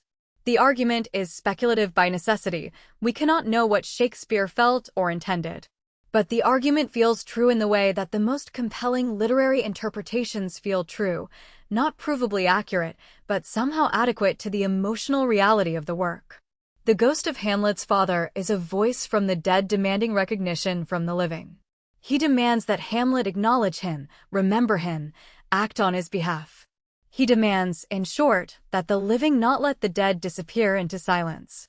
And Hamlet, troubled, irresolute, unable to do the clear thing that the ghost demands, is a figure of grief as much as a figure of revenge. A young man whose relationship to the world has been catastrophically unmade by loss, and who spends the rest of the play trying to reconstitute a self that can act. Whether the father in the play and the son in the grave are connected, whether Shakespeare was writing his own grief into the theatrical frame, we cannot know with certainty. But the question, once asked, cannot be unasked.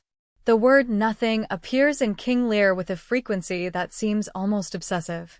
Nothing will come of nothing, Lear tells Cordelia, when she refuses to flatter him. Nothing, his daughters say, when asked what Lear can do to restore himself. The word accumulates meaning across the play until it seems to carry the weight of everything that language cannot hold. The nothingness at the center of Hamlet, the void where the father was, the void where the son should be, the void that opens beneath every apparently solid thing, is a condition that Hamlet's language circles around without ever fully describing. Words fail. That is part of what the play is about.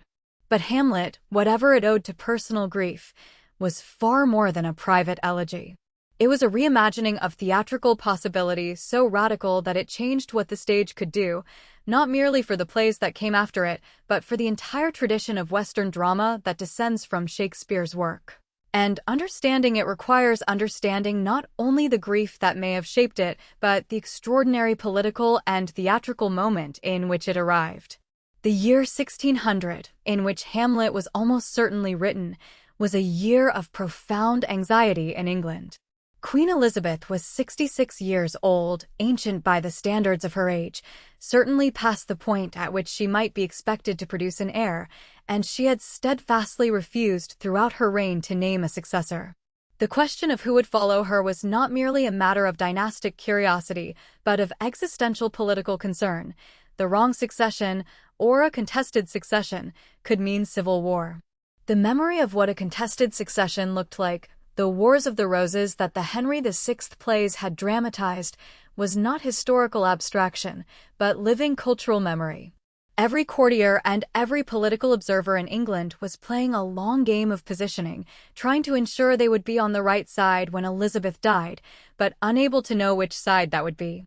Into this atmosphere of enforced performance, in which everyone at court was playing a role, loyalty expressed, ambition concealed, true allegiance is hidden. Shakespeare introduced a play about a court in which everyone is performing loyalty while almost everyone is actually conspiring, a play in which the protagonist's fundamental problem is the same problem that every Elizabethan courtier faced: how to act authentically in a world where authenticity is dangerous. There was also the matter of the Essex Rebellion. In February 1601, the Earl of Essex, Robert Devereux, one of the most glamorous and reckless figures of the Elizabethan court, Elizabeth's former favorite, a man of extraordinary military reputation and almost equally extraordinary political judgment, led a group of armed followers through the streets of London in what was intended as a coup. He expected the citizens to rise with him. They did not. He was arrested, tried, and executed. The night before the rebellion, his supporters had paid the Lord Chamberlain's men 40 shillings to perform Richard II at the Globe, specifically because the play included a scene of the deposition of a king, a scene so politically sensitive that it had been removed from printed editions of the play. The company performed it and were subsequently investigated, though no charges were brought against them. The connection between theatrical representation and political reality was not metaphorical, it was immediate and practical and, in this instance, came within a legal argument of landing Shakespeare's company in serious trouble. Hamlet arrived in this atmosphere, probably performed first in the summer or autumn of 1601, very shortly after Essex was executed and the company had been investigated for the Richard II performance. It was built from an older story, what scholars call the You Are Hamlet, almost certainly a play by Thomas Kyd, who had written the Spanish tragedy in the 1580s, the founding text of Elizabethan revenge tragedy. A play so successful that it stayed in the repertoire for decades and was performed and parodied and imitated throughout the period. Kyd's Hamlet, whatever it was, has not survived. Shakespeare took its premise, a prince whose father has been murdered by his uncle, who then married the dead king's widow, and did something to it that no one had quite done before. To be or not to be, that is the question. The opening of the most famous soliloquy in the English language is, on its face, almost absurdly plain, monosyllables arranged in a line that has the weight of a philosophical question and the simplicity of a child's utterance. To an Elizabethan audience, the plainness was almost shockingly direct after the rhetorical elaborations that earlier drama had trained them to expect. Here was a man standing before 3,000 people and asking, in public, whether it was better to exist or not to exist. The soliloquy runs for 35 lines before it arrives at anything resembling a conclusion, and the conclusion it arrives at, thus conscience does make cowards of us all, is not an answer but a description of the impossibility of answering. Shakespeare is showing a mind in motion, branching, doubling back, catching itself in a contradiction, following a thread until it leads somewhere uncomfortable, abandoning it and starting again. The innovation is the quality of interiority. Before Hamlet, dramatic characters had inner lives that they described to the audience in asides and soliloquies that functioned as speeches, structured, rhetorical, often more eloquent than a person actually thinking would be. After Hamlet, there is for the first time in English drama the sense of a consciousness that exceeds what it says, that is only partially visible through its language, that is moving through experience in ways that language can report but not fully contain. Hamlet speaks nearly 10% of all the words in the play, more than any other character in any other Shakespeare play, proportionally, and yet we feel at the end of it that there is something about him we do not quite know. Some interior life that has remained elusive. This is the achievement, not eloquence, but the appearance of a consciousness behind the eloquence, something that the words gesture toward but cannot fully capture. The Ghost raises a theological problem that would have been immediately legible to an Elizabethan audience, and that is often missed by modern ones. The ghost identifies itself as the spirit of Hamlet's father, suffering in purgatory for the sins it committed in life. But purgatory is a Catholic doctrine. The Protestant Reformation had abolished purgatory. It was, according to Protestant theology, a human invention, a profitable fiction maintained by the Catholic Church to extort money from grieving families. An Elizabethan Protestant audience watching the ghost of Hamlet's father had to confront the possibility that this ghost was not what it claimed to be, that it might be a devil in disguise, taking the form of Hamlet's father in order to tempt him to damnation. Hamlet himself articulates exactly this possibility. The spirit that I have seen / may be the devil, and the devil hath power / t'assume a pleasing shape. The uncertainty is not incidental. It is fundamental to the play's architecture. Hamlet cannot act against Claudius with certainty because the command to act comes from a source whose authenticity he cannot verify. In a world where the old certainties about the nature of the afterlife have been dissolved by 70 years of religious revolution. The question of why Hamlet delays, why he doesn't simply kill Claudius when he has the opportunity, why 3 hours of theatrical time pass between the ghost's command and Hamlet's fulfillment of it, has generated more critical literature than almost any other question in the history of literary criticism. The Romantics said he thinks too much, that the capacity for reflection that makes him magnificent also makes him incapable of action. The Freudians said he is paralyzed by an unconscious identification with Claudius, who has done what Hamlet himself unconsciously desired. The existentialists said he has confronted the impossibility of authentic action in a world of radical uncertainty. The new historicists and political critics said he is trapped in a surveillance state. Elsinore is a court where everyone watches everyone else, where every action is reported and interpreted and potentially weaponized, and any action he takes will be observed and used against him. Each of these answers is true in some dimension of the play. None of them is sufficient. The play was designed to be unable to be definitively answered, and that unanswerability is its greatest achievement, a work of art that reproduces the texture of genuine moral uncertainty rather than resolving it. The play's first voyage beyond England's shores happened remarkably quickly. In 1607, 6 years after its probable first performance, a ship called the Dragon, under the command of Captain William Keeling of the East India Company, was anchored off the coast of Sierra Leone. The captain's journal records, in an entry that has the slightly surprised quality of a man noting something out of the ordinary, that the crew performed Hamlet. Sailors in West Africa performing Shakespeare within a decade of the play's composition. The image captures something essential about what Shakespeare was becoming, even in his own lifetime. Not merely a successful playwright in a particular commercial theater, but the author of works that traveled with English speakers wherever they went. The so-called Bad Quarto of 1603, the first printed edition of Hamlet, a pirated text reconstructed almost certainly from memory by an actor who had played one of the minor roles, gives us a glimpse of the play as it was heard rather than as it was written. To be or not to be, either's the point. The Bad Quarto has Hamlet say, a mangling of the original that is almost endearingly wrong, the kind of misremembrance that happens when someone has heard a line rather than read it. But the Bad Quarto's existence is its self-evidence. Someone thought it worth the risk of piracy to print this play, which means it was already commercially valuable enough to justify the effort. The shift that Hamlet represented was not merely technical or formal. It was a shift in what theater was understood to be for. Before Hamlet, even the best Elizabethan drama aimed primarily at engaging the audience's attention, moving their emotions, and sometimes provoking their moral reflections. After Hamlet, the stage aspired to something more, to the reproduction of genuine psychological complexity, to the exploration of irresolvable moral situations, to the creation of characters whose interiority was not a function of the plot but constitutive of it. The problem plays that followed Hamlet, Measure for Measure, All's Well That Ends Well, Troilus and Cressida feel like a writer testing the implications of what he had opened, pressing into territories of moral ambiguity and unresolved conflict that the earlier comedies had never entered.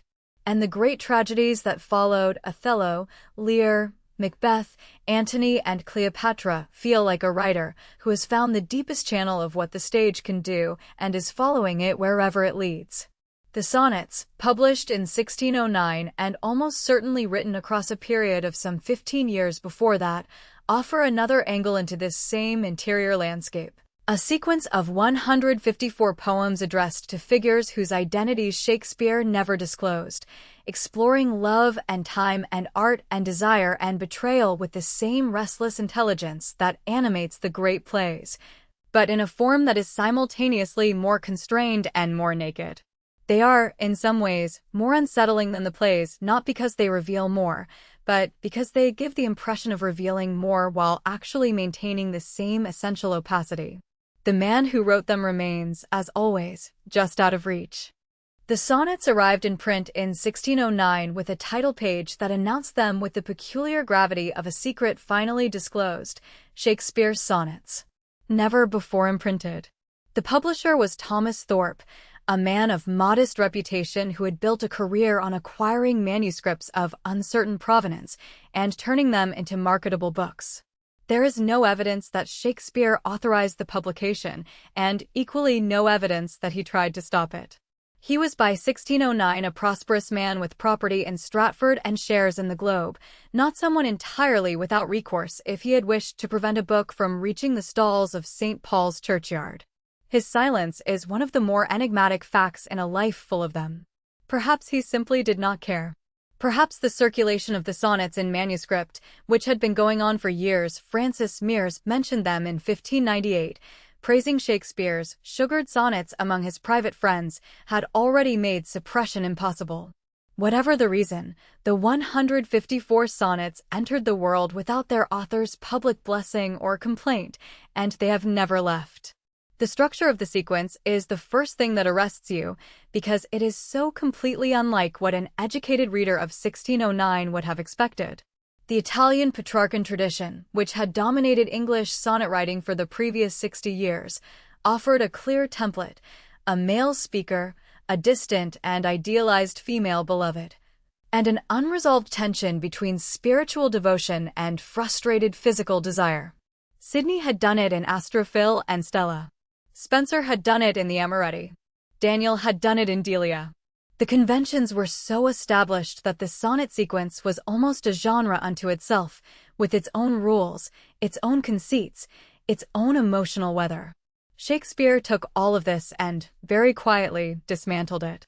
The first 126 sonnets are addressed to a figure known as the fair youth, a beautiful young man, unnamed and unambiguously male, whom the speaker urges with increasing urgency to marry, to have children, to reproduce himself against the inevitable erosion of time. Then, beginning at sonnet 127, the sequence pivots to a figure known as the dark lady, dark in complexion, dark in moral character, unfaithful, seductive, desired by the speaker despite his own clear-eyed awareness that the desire is degrading and that the woman herself is not admirable. And threading through both sections is the figure of a rival poet, someone whose superior gifts threaten to displace the speaker in the affections of the fair youth. This is not Petrarch. This is something rawer, stranger, and considerably more difficult to explain away. The dedication page adds a further layer of mystery that has occupied scholars for 4 centuries. To the only begetter of these ensuing sonnets, Mr. W.H., Thorpe wrote, in a phrasing so compressed and ambiguous that virtually every word has been disputed. Who is Mr. W.H.? The 2 leading candidates have dominated the debate since the 18th century. Henry Wriothesley, the Earl of Southampton, Shakespeare's known patron, the dedicatee of Venus and Adonis and the Rape of Lucrece, has initials that are the reverse of W.H., which either rules him out or, to the more determined advocates, suggests a deliberate inversion for privacy's sake. William Herbert, the Earl of Pembroke, younger than Wriothesley, also connected to the literary world, later a dedicatee of the First Folio, has the initials in the right order. Both men were young, wealthy, and beautiful in the years when the sonnets were most probably being written. The argument continues to this day and will almost certainly never be resolved, because the evidence for each candidate is exactly strong enough to make the other candidate's case seem insufficient. The Dark Lady candidates are similarly numerous and similarly inconclusive. A.L. Rowse, the Cornish historian who combined tremendous erudition with tremendous certainty, championed Emilia Lanier, née Bassano, daughter of a court musician, a poet herself, and a woman of dark Italian coloring whose own collection Salve Deus Rex Judaeorum would make her, in 1611, the first Englishwoman to publish a substantial collection of poetry. Rowse was so confident in his identification that he announced it as fact rather than hypothesis, which is the sort of thing that invites immediate contradiction, and contradictions duly arrived. Others have proposed Lucy Morgan, a gentlewoman who later ran a brothel in Clerkenwell and who had a documented connection to the Elizabethan court, or Penelope Rich, whose own complicated love life had already provided material for Sidney's sonnets. None of the identifications has been convincingly established, and the Dark Lady has remained exactly what Shakespeare, whether deliberately or not, made her, a presence whose specificity is emotional rather than biographical.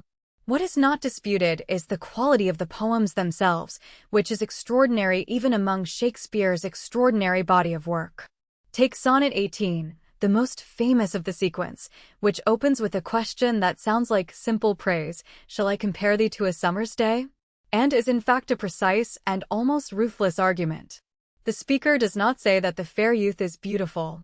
He says that summer is inadequate. Summer has clouds that obscure the sun. Summer's days are too short. Summer's complexion is sometimes too hot and sometimes too dim.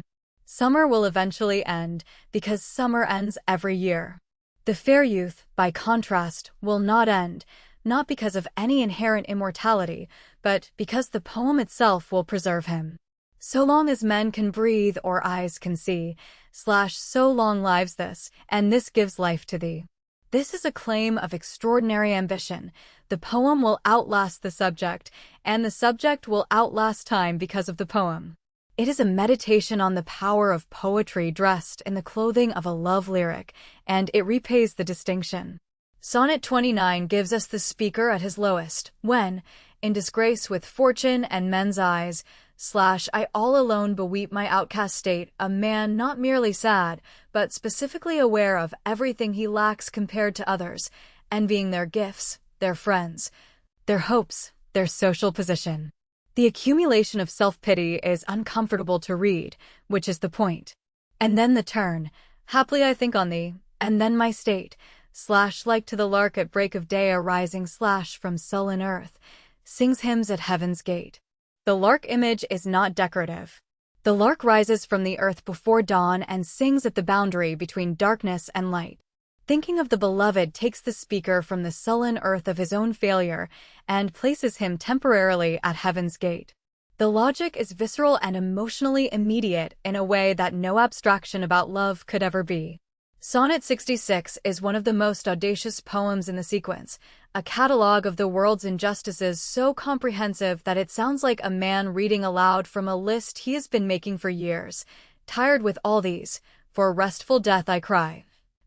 As, to behold desert a beggar born, and needy nothing trimmed in jollity, and purest faith unhonorably forsworn. The list goes on, captive good attending captain ill, strength by limping sway disabled, art made tongue-tied by authority, folly physician-like controlling skill.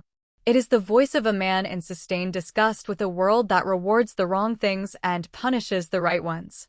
And then the final couplet, tired with all these, from these would I be gone, save that, to die, I leave my love alone. He wants to die, but he will not, because the beloved needs him. The argument is as much a stay against despair as it is a love poem. Sonnet 73 may be the most perfectly compressed meditation on mortality in all of English poetry.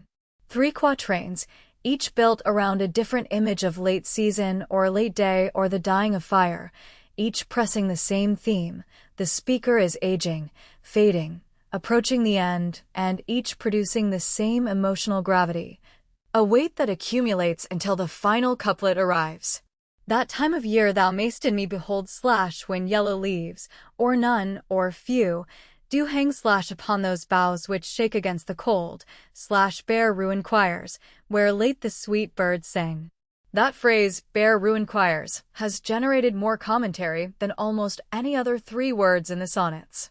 Does he mean the dissolved monasteries, their stone choir stalls empty and crumbling, a sight that was still fresh in the memory of anyone over 40 in Shakespeare's England? Or the bare trees of November, the branches like the arches of a ruined church? The answer is almost certainly both, and the richness of the image depends on the superimposition of meanings. Sonnet 130 takes the entire Petrarchan apparatus of flattering comparison and inverts it with comic precision. My mistress' eyes are nothing like the sun / coral is far more red than her lips red. Every standard comparison, sun-bright eyes, coral lips, snow-white breasts, perfumed breath, music-like voice, is denied. And yet the final couplet refuses to be merely clever, and yet, by heaven, I think my love as rare / as any she belied with false compare. He is not mocking the dark lady. He is mocking the tradition that insists on praising women through absurd comparison rather than seeing them as they actually are. The poem is an act of anti-Petrarchan realism that is, paradoxically, one of the most honest declarations of love in the sequence. What the sonnets give us, taken together, is the closest we come in all of Shakespeare's work to his private voice, or at least to the performance of a private voice, which may be the same thing. Here is a man obsessed with time, convinced that poetry can defeat it, capable of extraordinary tenderness and extraordinary self-disgust, engaged in relationships complicated by age and gender and unfaithfulness and rivalry. Are they autobiographical?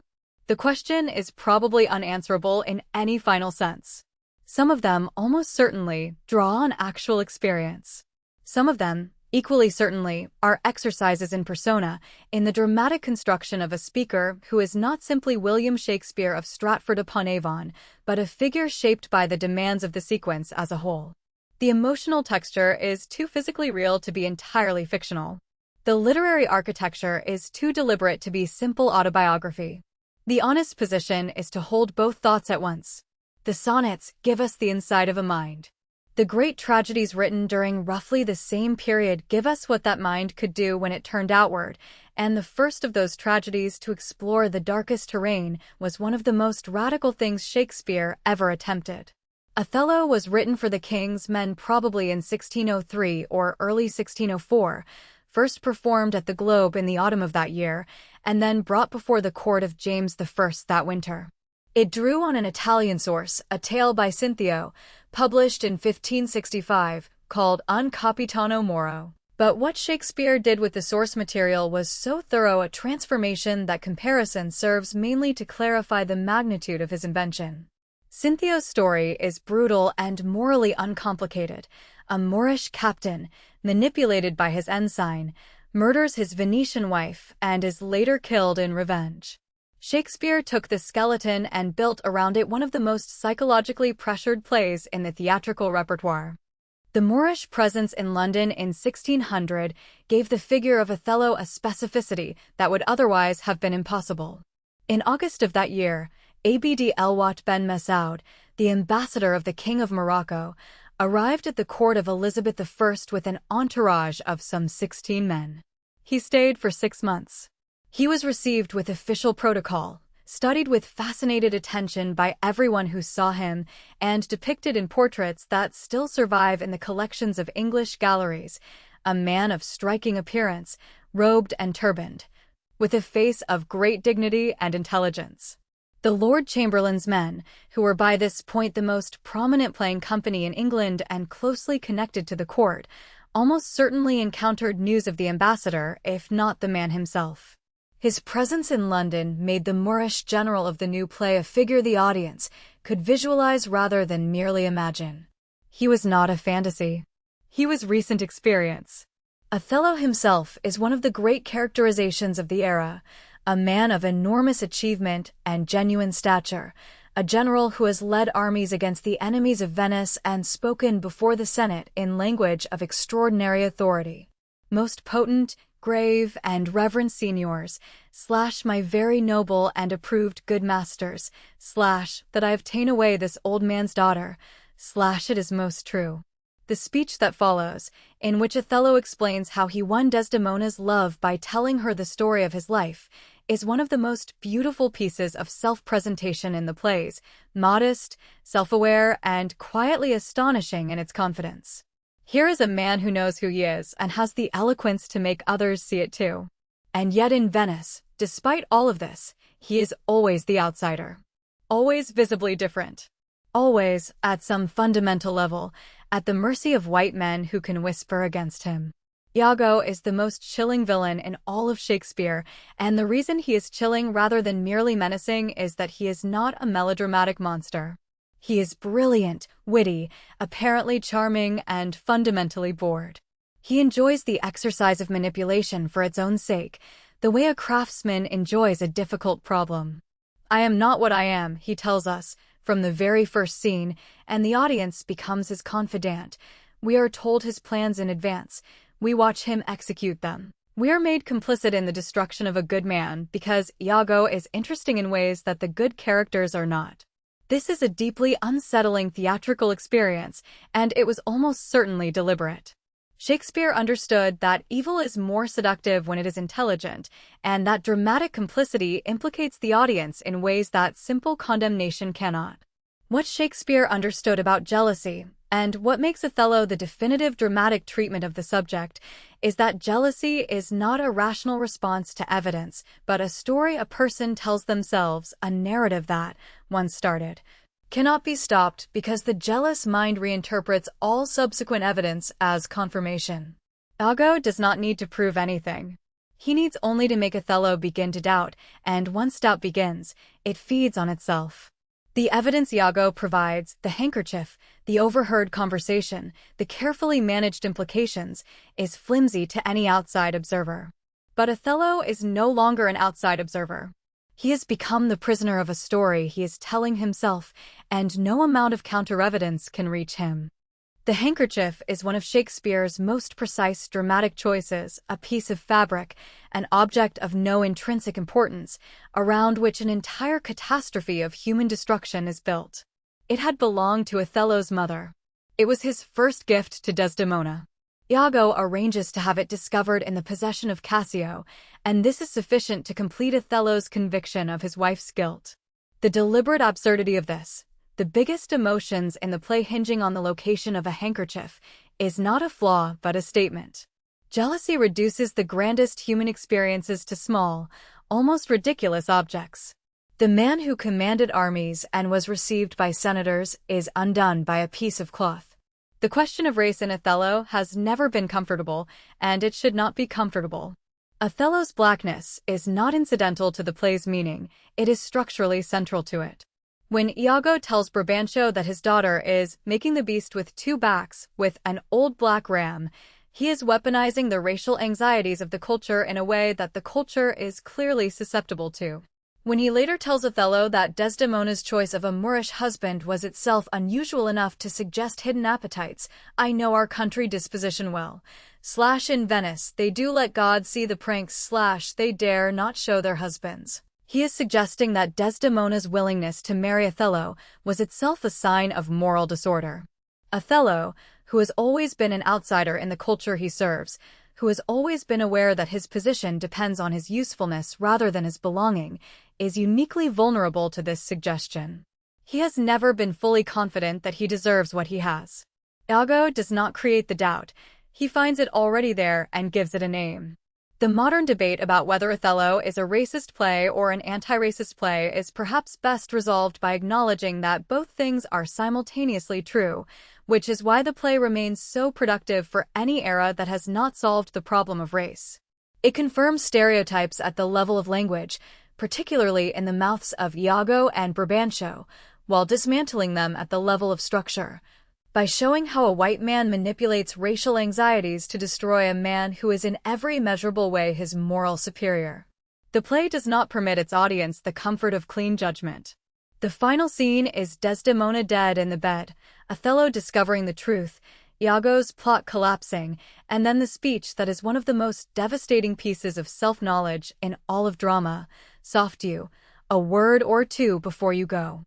I have done the state some service, and they note, no more of that. I pray you, in your letters, when you shall these unlucky deeds relate, speak of me as I am, nothing extenuate, nor set down aught in malice. The speech is a man writing his own obituary with absolute clarity. He knows what he has done. He knows who he was before he did it.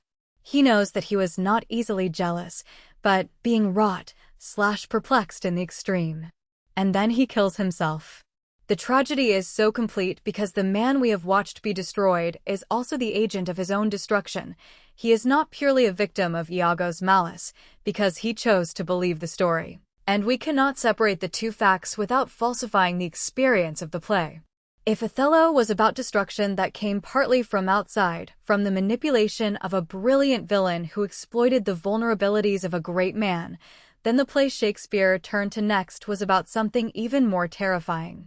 The destruction that comes from within a family, from a king choosing to dismantle himself. King Lear was written in 1605 and 1606, in the shadow of events that had unsettled the nation more profoundly than anything since the Armada. On the 5th of November, 1605, a group of Catholic conspirators was discovered in the cellars beneath the Houses of Parliament with 36 barrels of gunpowder, enough to kill the king, his family, his ministers, and most of the ruling class of England simultaneously. The discovery of the gunpowder plot and the executions that followed left the country in a state of heightened anxiety about loyalty, about the relationship between private conscience and public duty, about what a subject owed the sovereign and what happened when those obligations came into conflict. Shakespeare had always written about power and its discontents. But in Lear, he wrote about power at its most fundamental and most fragile, not the power of a general or a prince, but the power of a father, which is to say the power that all of us first encounter and most of us eventually have to surrender. The story Shakespeare worked from was old. There was a play called The True Chronicle History of King Lear, note the different spelling, that had been in print since 1605, though the play itself was considerably older. And the Lear story appeared in various chronicle histories going back to Geoffrey of Monmouth in the 12th century. In all of these earlier versions, the story ended happily. Lear was restored to his throne, Cordelia survived, virtue was eventually rewarded. Shakespeare took this ending and replaced it with something that broke audiences in 1606 and has continued to break them in every century since. Why? We do not know. He left no explanation. But the choice reveals something essential about his understanding of drama in the middle years of his career, a conviction that the comfortable ending was a lie, that the world did not necessarily reward goodness, that the truth of the story required that Cordelia die. The word nothing runs through King Lear like a refrain, almost a structural principle. Nothing will come of nothing, Lear says to Cordelia in the play's very first scene. When she refuses to perform her love for him in the competitive rhetoric he has demanded from her sisters. He means it as a warning, say nothing and you get nothing. But the play proceeds to prove him wrong, and in the cruelest possible way. Something enormous comes from Cordelia's nothing, a catastrophe that destroys a family and a kingdom. And at the end, when Lear holds his dead daughter in his arms and cries, "Never, never, never, never, never," the nothingness that was always threatening to swallow the play finally arrives, and there is no comfort in it. The plot structure is one of Shakespeare's most carefully built architectures. Lear divides his kingdom between two flattering daughters, Goneril and Regan, who compete with each other in declarations of love that even Lear should recognize as performance, and disinherits Cordelia, who loved him genuinely but would not play the game. The Gloucester subplot runs in precise parallel. Edmund, the illegitimate and calculating son, manipulates his father against Edgar, the legitimate and honest son, just as Goneril and Regan have manipulated Lear against Cordelia. Both fathers are betrayed by the children they prefer and saved, too late, by the children they reject. The symmetry is exact, and the exactness is itself a kind of argument. These are not accidents of plot, but the universal patterns of misrecognition and self-deception. Edgar and Edmund as characters illuminate each other by contrast.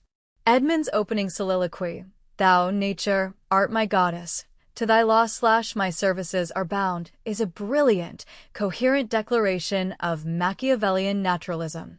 The rejection of all inherited moral obligations in favor of the single criterion of personal advantage.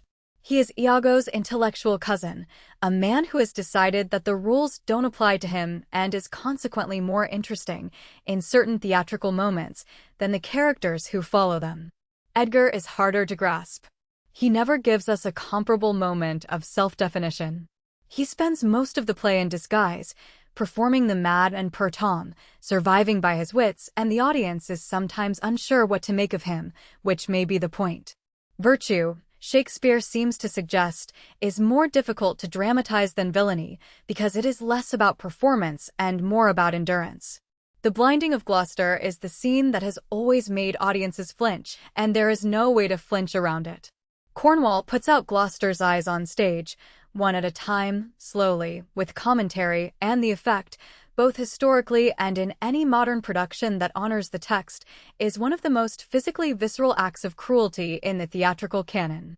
Out, Baljelly, / where is thy luster now? What is remarkable about the scene, beyond its horror, is that it is followed almost immediately by Gloucester's recognition that he has been deceived by Edmund and that the son he rejected, Edgar, is the loyal one. Sight removed, Gloucester begins to see clearly. The irony is brutal and precise. Lear, whose madness descends on him during the storm scenes on the heath, arrives at something similar, an insight purchased at devastating cost, a clarity that arrives too late to do any good. The storm scenes are the most nakedly theatrical passages Shakespeare ever wrote. Lear on the heath, the storm raging, attended only by the fool and the disguised Edgar, blow, winds, and crack your cheeks. Rage. Blow, / you cataracts and hurricanos, spout / till you have drenched our steeples, drown the cocks. These speeches contain almost no narrative information. They are not advancing the plot. They are not explaining a character's psychology through action. They are a man speaking into the void, demanding that the universe match the scale of what he is feeling, and the universe obliging with wind and thunder. It is theater at its most fundamental, a human being on a stage confronting the indifference of everything outside the self. Samuel Johnson, the great 18th century critic who revered Shakespeare more than almost any other writer and said so at extraordinary length, confessed that he could not bring himself to reread the ending of King Lear. Cordelia's death was, to Johnson, simply insupportable, a violation of the moral order that should govern even the darkest art. He preferred the version produced by Nahum Tate in 1681, which restored Cordelia to life and ended the play with Lear handing the kingdom to his youngest daughter. Tate's version was the version performed on the English stage for over a century and a half. It was not until 1838 that William Macready restored Shakespeare's original ending. The two-century preference for the happy ending tells us something about the difficulty of the play, and Macready's restoration tells us something about what the 19th century discovered when it read Shakespeare with fresh attention. That the original was not cruel but true. Lear was his darkest work, and the question of what comes after the darkest possible vision is one that art does not always answer clearly. But almost immediately after completing it, Shakespeare turned to another Scottish story, smaller in scope than Lear, far more concentrated, and exploring not the destruction of a family from without, but the self-destruction of a conscience from within. Macbeth was written for the king's men almost certainly in 1606, the year after the Gunpowder Plot had made treason and its consequences the most urgent political subject in the kingdom. It was written with James I very specifically in mind, and there is something almost courtly in the gestures it makes toward the monarch's known obsessions. James had published a treatise on witchcraft, demonology, written in 1597, while he was still King of Scotland, and he had personally supervised the examination and execution of suspected witches in the North Berwick trials of 1590 and 1591. A series of cases that had begun with accusations of attempting to bewitch the royal ship at sea and had expanded into something approaching a systematic persecution. Writing a play about a Scottish king whose fate is determined by three prophecy-making witches was an act of deliberate address to a patron whose interest in the supernatural was both scholarly and visceral. The play is the shortest of Shakespeare's great tragedies, roughly 2,100 lines, compared to Hamlet's nearly 3,800 and Lear's 3,300. Some scholars have argued that the text we have is a cut or revised version. Most editions note that the Hecate scenes, in which the goddess of witchcraft appears to chastise the weird sisters for their activities, seem stylistically distinct and are generally attributed to Thomas Middleton, who collaborated with Shakespeare on several later works and had both the opportunity and the motive to add material when the play was revived. But the compressed quality of Macbeth, even allowing for possible cuts, feels deliberate rather than accidental. The play's speed mirrors its psychology. Guilt does not pause to explain itself. Once Macbeth has killed Duncan, the play hurtles forward with the momentum of a man who, having started down a slope he cannot stop, can only go faster. The witches establish the play's fundamental instability from the opening lines. Fair is foul, and foul is fair, a paradox that is not a riddle but a warning. In this world, things are not what they appear to be, and confident distinctions will be punished. The witch's three prophecies to Macbeth, that he will be Thane of Cawdor, that he will be king, and that he will not be vanquished until Birnam wood comes to Dunsinane, are all literally fulfilled and catastrophically misleading. None of woman born shall harm Macbeth. Macduff was delivered by caesarean section, which in the understanding of the time meant he had not been born in the usual sense. Birnam wood will come to Dunsinane. Malcolm's soldiers camouflage themselves with branches from the forest, and the wood appears to move. The supernatural in Macbeth does not lie. It tells partial truths, and the partial truth is the most lethal kind. Lady Macbeth is one of the most terrifyingly precise characterizations in all of Shakespeare, and what makes her terrifying is the arc she traces over the course of the play. In the first two acts, she is the architecture of the murder, the one who steadies Macbeth when he wavers, who takes the daggers back to the sleeping guards, who manages her husband's guilt with cold efficiency. Come, you spirits that tend on mortal thoughts, unsex me here, and fill me from the crown to the toe topful of direst cruelty. She is asking to be made inhuman, and for a time she appears to have succeeded. But the human element she tried to expel does not vanish. It goes underground, and it emerges in the sleepwalking scene with a force that is almost beyond bearing. She is rubbing her hands as if washing them, smelling something that is not there, trying to speak normally and failing. Here's the smell of the blood still. All the perfumes of Arabia will not sweeten this little hand. What Shakespeare is depicting is guilt as neurological damage, guilt as a permanent alteration of consciousness that cannot be reasoned away or washed off. He had no clinical vocabulary for what we would now call trauma, but he understood it. The most important thing about Macbeth himself, the thing that separates him from a simple stage villain and makes him genuinely tragic, is that he knows, at every stage of his descent, exactly what he is doing wrong. Before Duncan's murder, he provides the most lucid possible analysis of why the murder is unjustifiable. Duncan is his king, his kinsman, his guest. I have no spur to prick the sides of my intent, but only vaulting ambition, which o'erleaps itself and falls on the other. He can see his own ambition for what it is. He has no illusions about his motives. And he kills Duncan anyway. This is different from Othello's situation. Othello was deceived. His judgment was corrupted by an outside agent. Macbeth deceives himself with his eyes open, which is a different kind of damnation and, for many readers, a more disturbing one. The dagger that appears to Macbeth before the murder, is this a dagger which I see before me, the handle toward my hand? Is one of Shakespeare's most brilliant inventions. It is a hallucination, but it is also a decision. The dagger is pointing toward the bedroom where Duncan sleeps. It is what Macbeth wants to see. His own will project it outward into the world, given the form of an object, as if the object were leading him rather than the other way around. The supernatural in Macbeth is never fully separable from the psychological. When the ghost of Banquo appears at the banquet table, visible to Macbeth, but to no one else, The question of whether the ghost is real or imagined is less interesting than what the appearance reveals. That Macbeth's mind has become a place where the dead refuse to stay dead, where every murdered enemy returns to occupy the seat that should have been his. The theatrical superstition surrounding the play, the tradition that naming it aloud in a theater brings bad luck, that it is safest to refer to it only as the Scottish play, is older than any single documented incident. The most practical explanation is that Macbeth is an extremely demanding play physically, full of night scenes requiring elaborate staging, swordplay requiring skilled actors in peak condition, and a pace that allows almost no recovery time. Productions were genuinely vulnerable to accidents.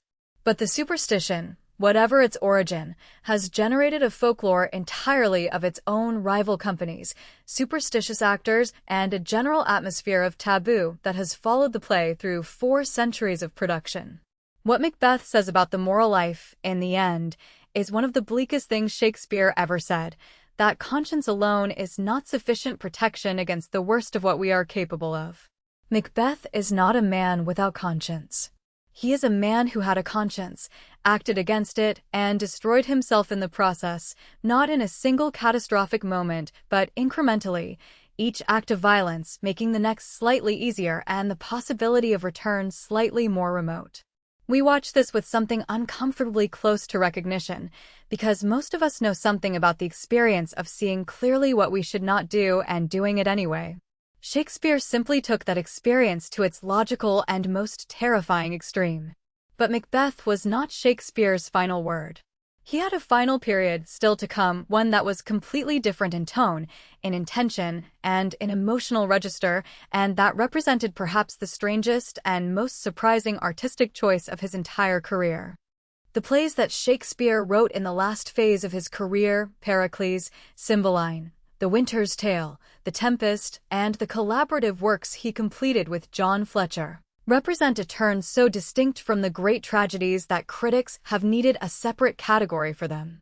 They are called, variously, the romances, the late plays, or the tragicomedies, and what all of these terms are trying to capture is a family of characteristics that separates these works sharply from everything that came before.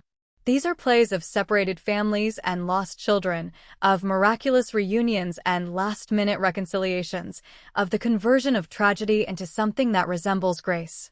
They span years or decades, covering vast reaches of time and geography with an ease that would have been impossible in the more concentrated structures of the middle comedies and tragedies. The Winter's Tale contains a 16-year gap, presided over by a figure called Time who simply walks onto the stage and says so, in what must be one of the most cheerfully audacious theatrical conventions in the history of drama. Why did Shakespeare make the shift? The question has occupied critics for generations, and the answers fall into several categories, none of them entirely satisfying on its own. The most practical points to the acquisition of the Blackfriars Theatre by the King's Men in 1608. The Blackfriars was an indoor, covered playhouse in a former Dominican monastery, with an intimate atmosphere, candle lighting, and a wealthier, more courtly audience than the Globe's mixed crowd. The romances, with their elaborate masque-like sequences, their atmospheric night scenes, their spectacle and music, suit this venue in ways that the tragedies, written for the open-air Globe's afternoon sun, do not. The acquisition of Blackfriars genuinely changed what was possible on stage, and Shakespeare appears to have taken full advantage. Other scholars point to something more personal. By 1608, Shakespeare was in his mid-40s and spending increasing amounts of time in Stratford, where his family remained and where he had been investing his theatrical earnings in property since the late 1590s. His father had died in 1601, his mother in 1608.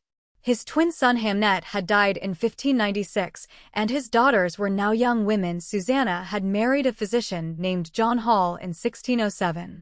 The late plays are all, in one way or another, plays about second chances, about fathers reunited with daughters they thought lost, about reconciliation made possible after decades of estrangement, about what it might mean to be given back what you had destroyed. Is there autobiography in this? Perhaps. It would be unwise to press the parallel too hard.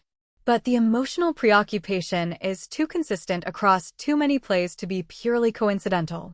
The Winter's Tale is the romance that best shows Shakespeare's method, and also the one that makes the most extraordinary demands on the audience's willingness to accept the improbable as emotionally true. Leon as King of Sicilia convinces himself, with no external provocation whatsoever, that his pregnant wife Hermione is having an affair with his old friend Polixenes. This jealousy, which arrives from nowhere in the play's first act, like a sudden fever, is perhaps more disturbing than Othello's jealousy precisely because there is no Iago to explain it. Leon as manufactures his own delusions and acts on them with devastating efficiency. Hermione is put on trial. Her defense is eloquent and unanswerable. The Oracle of Apollo, consulted at Delphi, pronounces her innocent. Leon as ignores the oracle. And then, in rapid succession, his son Mamilius dies of shock, Hermione apparently dies of grief, and the infant daughter Perdita is condemned to be abandoned in some remote wilderness. And then time passes. 16 years. The stage direction that marks this passage is the figure of time itself, entering with an hourglass and speaking directly to the audience. That please some, try all, both joy and terror / of good and bad, that makes and unfolds error, / now take upon me. In the name of time, / to use my wings. It is a convention that should not work but does, because Shakespeare's audience, like any audience that has accepted the basic premise of theatrical illusion, is capable of accepting that 16 years can pass between one scene and the next if the playwright simply says so with sufficient authority. The play's most famous stage direction, Exit, pursued by a bear, occurs during the scene in which Antigonus, commissioned to abandon the infant Perdita on the coast of Bohemia, is suddenly chased off the stage by a bear. Whether this was a real bear, the bear garden was adjacent to the Globe and bears were available for hire on the theatrical market, or an actor in a costume has been debated since the 18th century. What matters is the dramatic effect. Absurdity enters the tragedy at precisely the moment when tragedy has become unbearable, and the play pivots, improbably, from devastation to pastoral comedy. The countryside of Bohemia, historically landlocked, comically misplaced on a coast, is a realm of holiday and grace where the children of the first half grow up innocent of the crimes of their parents. The final scene, the statue of Hermione, apparently carved by the master artist Giulio Romano, so lifelike it seems about to breathe, is the most famous scene in all the romances, and it works by a mechanism that Shakespeare deliberately refuses to explain. Leon, as 16 years older and 16 years penitent, is brought to see the statue. It looks impossibly like his wife. And then, as music plays, it moves. Is Hermione really dead and miraculously restored? Or has she been in hiding for 16 years, waiting for her daughter to be found and her husband to prove his repentance? Shakespeare refuses the question. What matters is not the mechanics of the resurrection, but its emotional truth, that reconciliation, though it cannot undo loss, is still possible, and that the world occasionally offers second chances to those who have survived their worst mistakes. Cymbeline is wilder, less disciplined, and in some ways more revealing of Shakespeare's creative freedom in this period. It is set in a fairy tale version of Roman Britain, with a wicked stepmother, princes raised in caves, a Iago-like villain named Iachimo whose machinations are more operatic than psychologically real, and a heroine named Imogen or Inigen, the name is disputed in the manuscripts, who survives everything the plot throws at her through a combination of intelligence, endurance, and the general goodwill of the narrative toward its virtuous characters. The play was Jonson's special target of mockery. He catalogued its improbabilities with relish, but it contains passages of great beauty and a structural inventiveness that rewards attention. The Blackfriars Theatre's influence on the late plays goes beyond atmosphere. The acquisition of an indoor venue gave the King's Men access to the masque tradition that was flourishing at the Jacobean court. The masque, the elaborate entertainment form combining music, dance, poetry, allegory, and spectacular costumes that Ben Jonson and Inigo Jones were developing for the court of James I, infiltrated the texture of the romances in ways that would have been practically impossible in the open-air afternoon theater. The music was more sophisticated, the staging more elaborate, the visual dimension more prominent. Prospero's Masque in the Tempest, the spectacular appearance of Jupiter in Cymbeline, the sheep-shearing festival of the Winter's Tale. These scenes belong to a theatrical tradition that the Blackfriars made possible. By around 1610, Shakespeare was also beginning to collaborate regularly with John Fletcher, the younger playwright who would eventually succeed him as the King's Men's primary dramatist. The two noble kinsmen, All is True, known to us as Henry VIII, and The Lost Cardenio, all of these were joint productions, and the seams between the two writers' contributions are, to a careful reader, detectable. Fletcher has a smoother, more decorative style. Shakespeare's verse, even in this final period, has a syntactical density that no imitator has fully replicated. The collaborations are what you would expect from a writer who is beginning to disengage from his own career, training a successor, handing over the franchise, writing less with the full commitment of a man at the peak of his powers and more with the judicious participation of someone wrapping up a very long creative project. And then came The Tempest, written in 1611, performed at court on the 1st of November that year, and the last play that Shakespeare wrote entirely alone. If it is not a farewell to the theater, it certainly feels like one. Prospero, the magician duke of his enchanted island, explicitly breaks his staff and drowns his book at the play's climax, renouncing the supernatural powers that have allowed him to control everything and everyone around him. Whether Shakespeare intended this as a personal valediction or whether the parallel is a coincidence of the imagination is another question that will never be fully answered.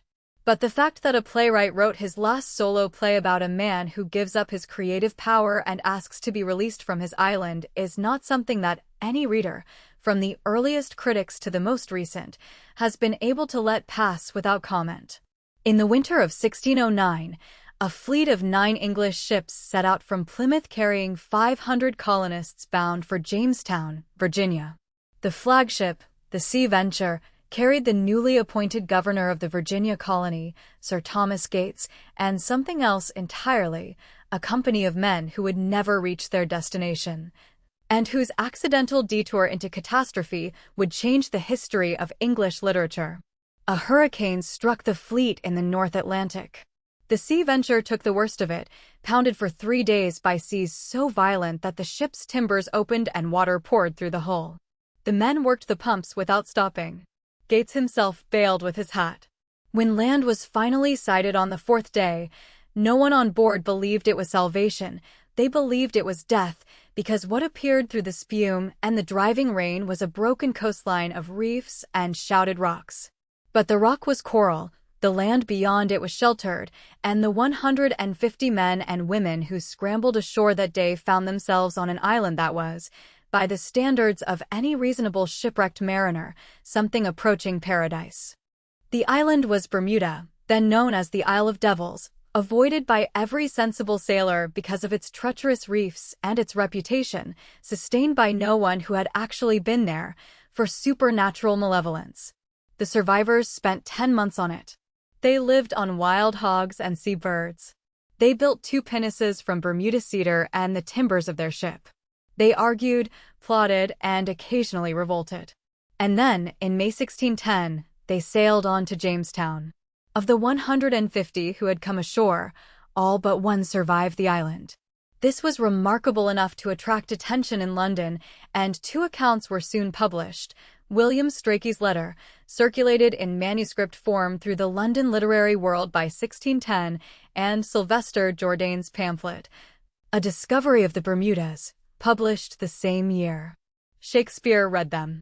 The enchanted island in The Tempest, with its terrifying sounds and its unexpected sweetness, its mineral cliffs and its lush interior, owes something specific and documentable to those 2 accounts. To the sailors' reports of the Bermuda reefs that could wreck a ship and yet deliver its crew into abundance.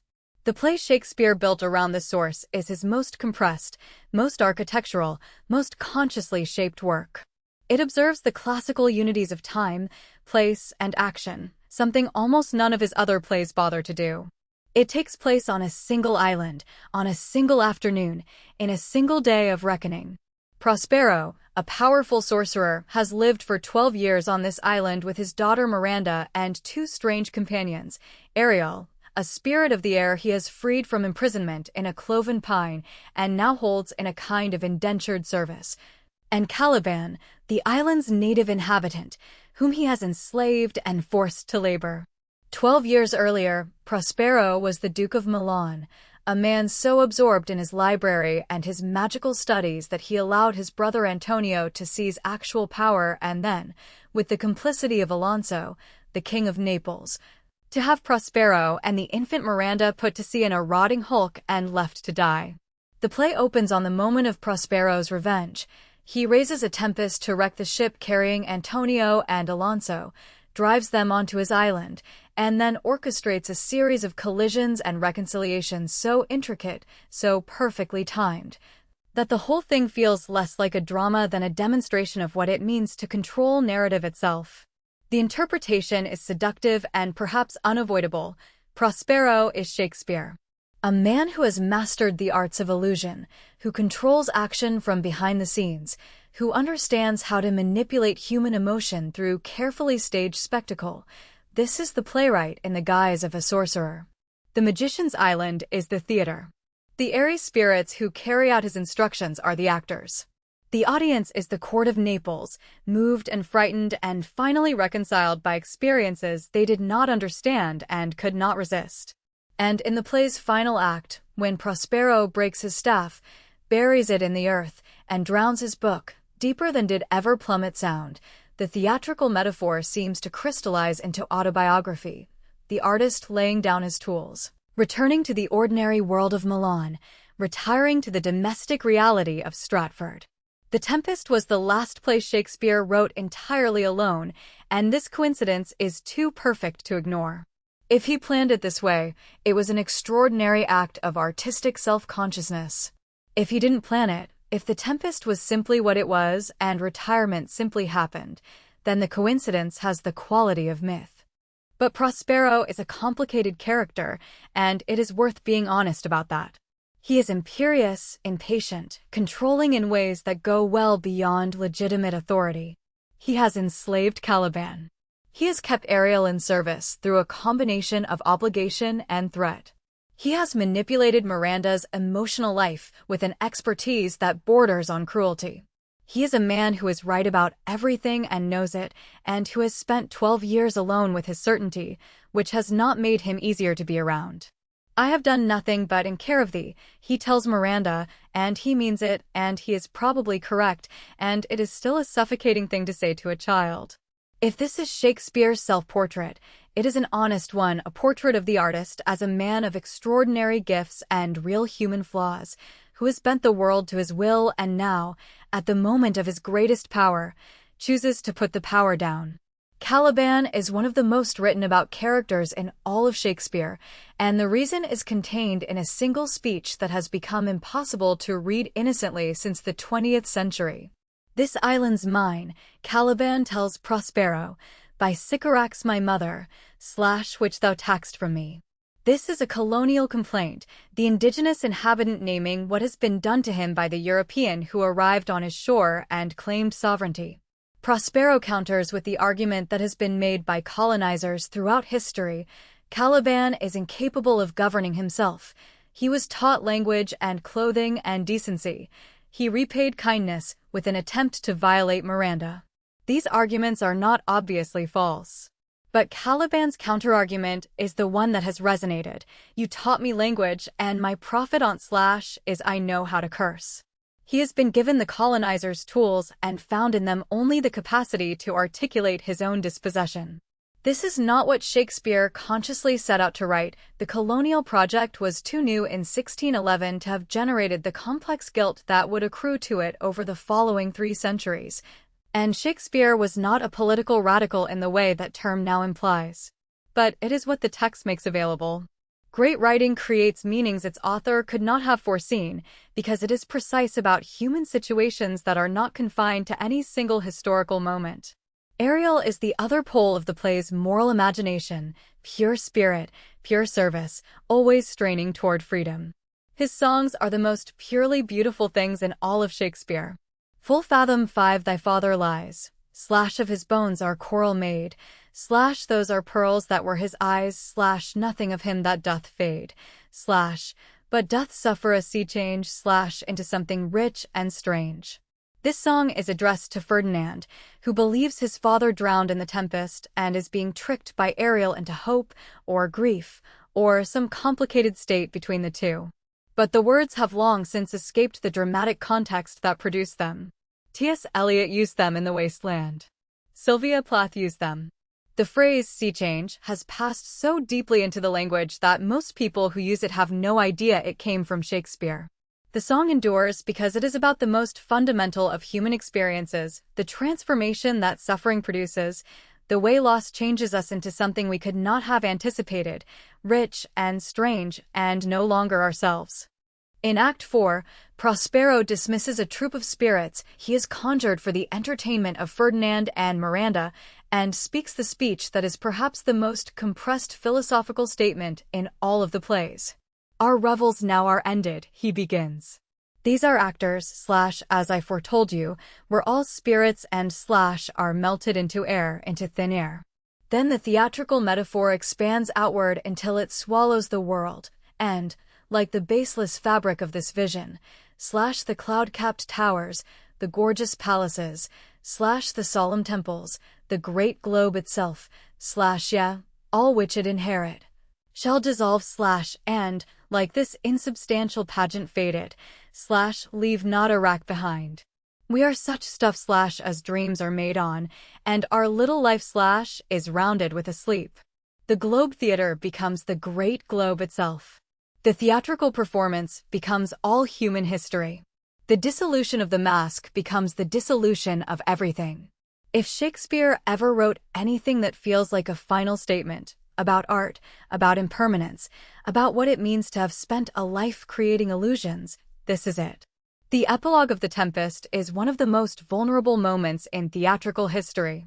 Prospero stands alone on the stage, his magic spent, his enemies reconciled, his daughter given away in marriage, his island abandoned, and addresses the audience directly. Now my charms are all o'erthrown, slash, and what strength I have's mine own, slash, which is most faint. He is asking, literally, to be released. The clapping of hands at the end of a performance is not just appreciation here, it is the price of the magician's freedom.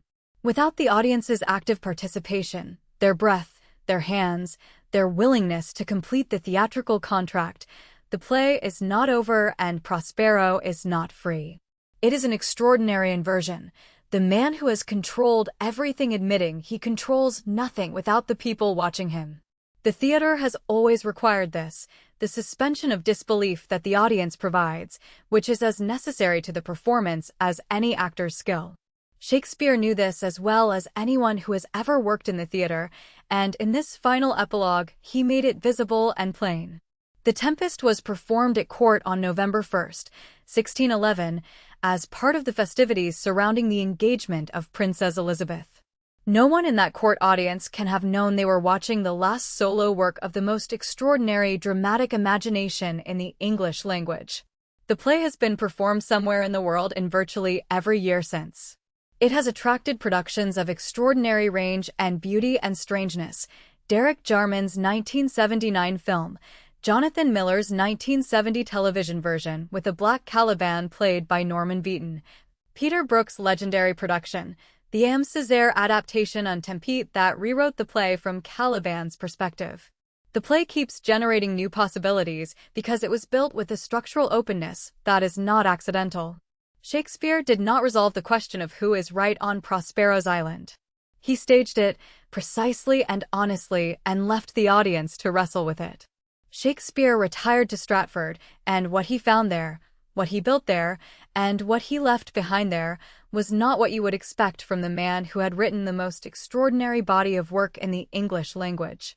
In 1597, at the peak of his London success, Shakespeare had purchased the second-largest house in Stratford, a five-gabled brick and timber building on Chapel Street known as New Place, with 2 barns and 2 gardens and orchards. He paid £60 for it.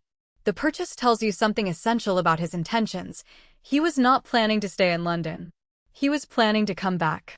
While he was writing Hamlet and Othello and King Lear, while he was revising old plays and collaborating on new ones and managing his share of the king's men, he was also maintaining a home in Stratford, returning there when the playhouses closed for plague, keeping his name in the community's awareness. In 1602, he bought more land near Stratford, 107 acres of arable land in Old Stratford. In 1605, he invested £440 in a lease of tithes, agricultural rents drawn from farms and mills in and around Stratford, a steady and reliable income stream that required no labor from him. This is not the behavior of a man who has been absorbed by London and lost his roots. It is the behavior of a man who always knew where he was going back to. The Stratford Shakespeare of the final years was not the bohemian genius of literary mythology. He was a prosperous provincial gentleman, and he seems to have been entirely comfortable being one.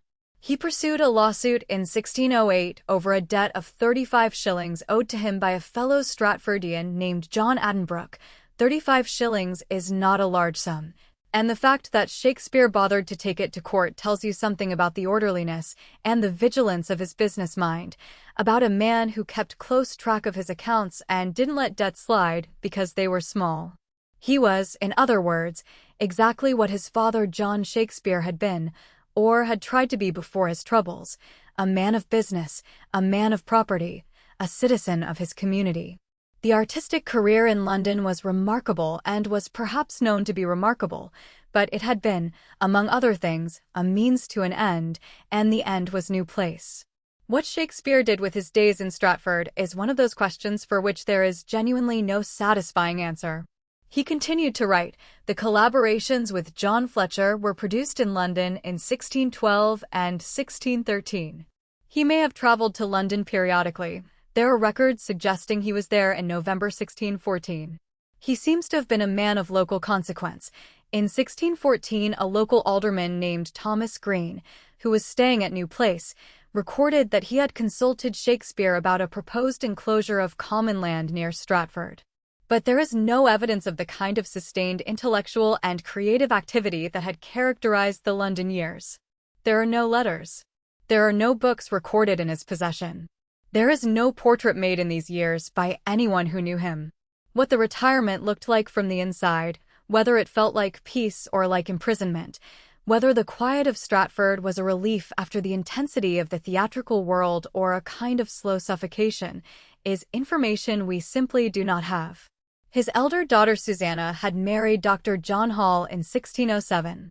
Hall was a physician of genuine reputation, known beyond Stratford for his skill and for the detailed medical casebook he kept throughout his career.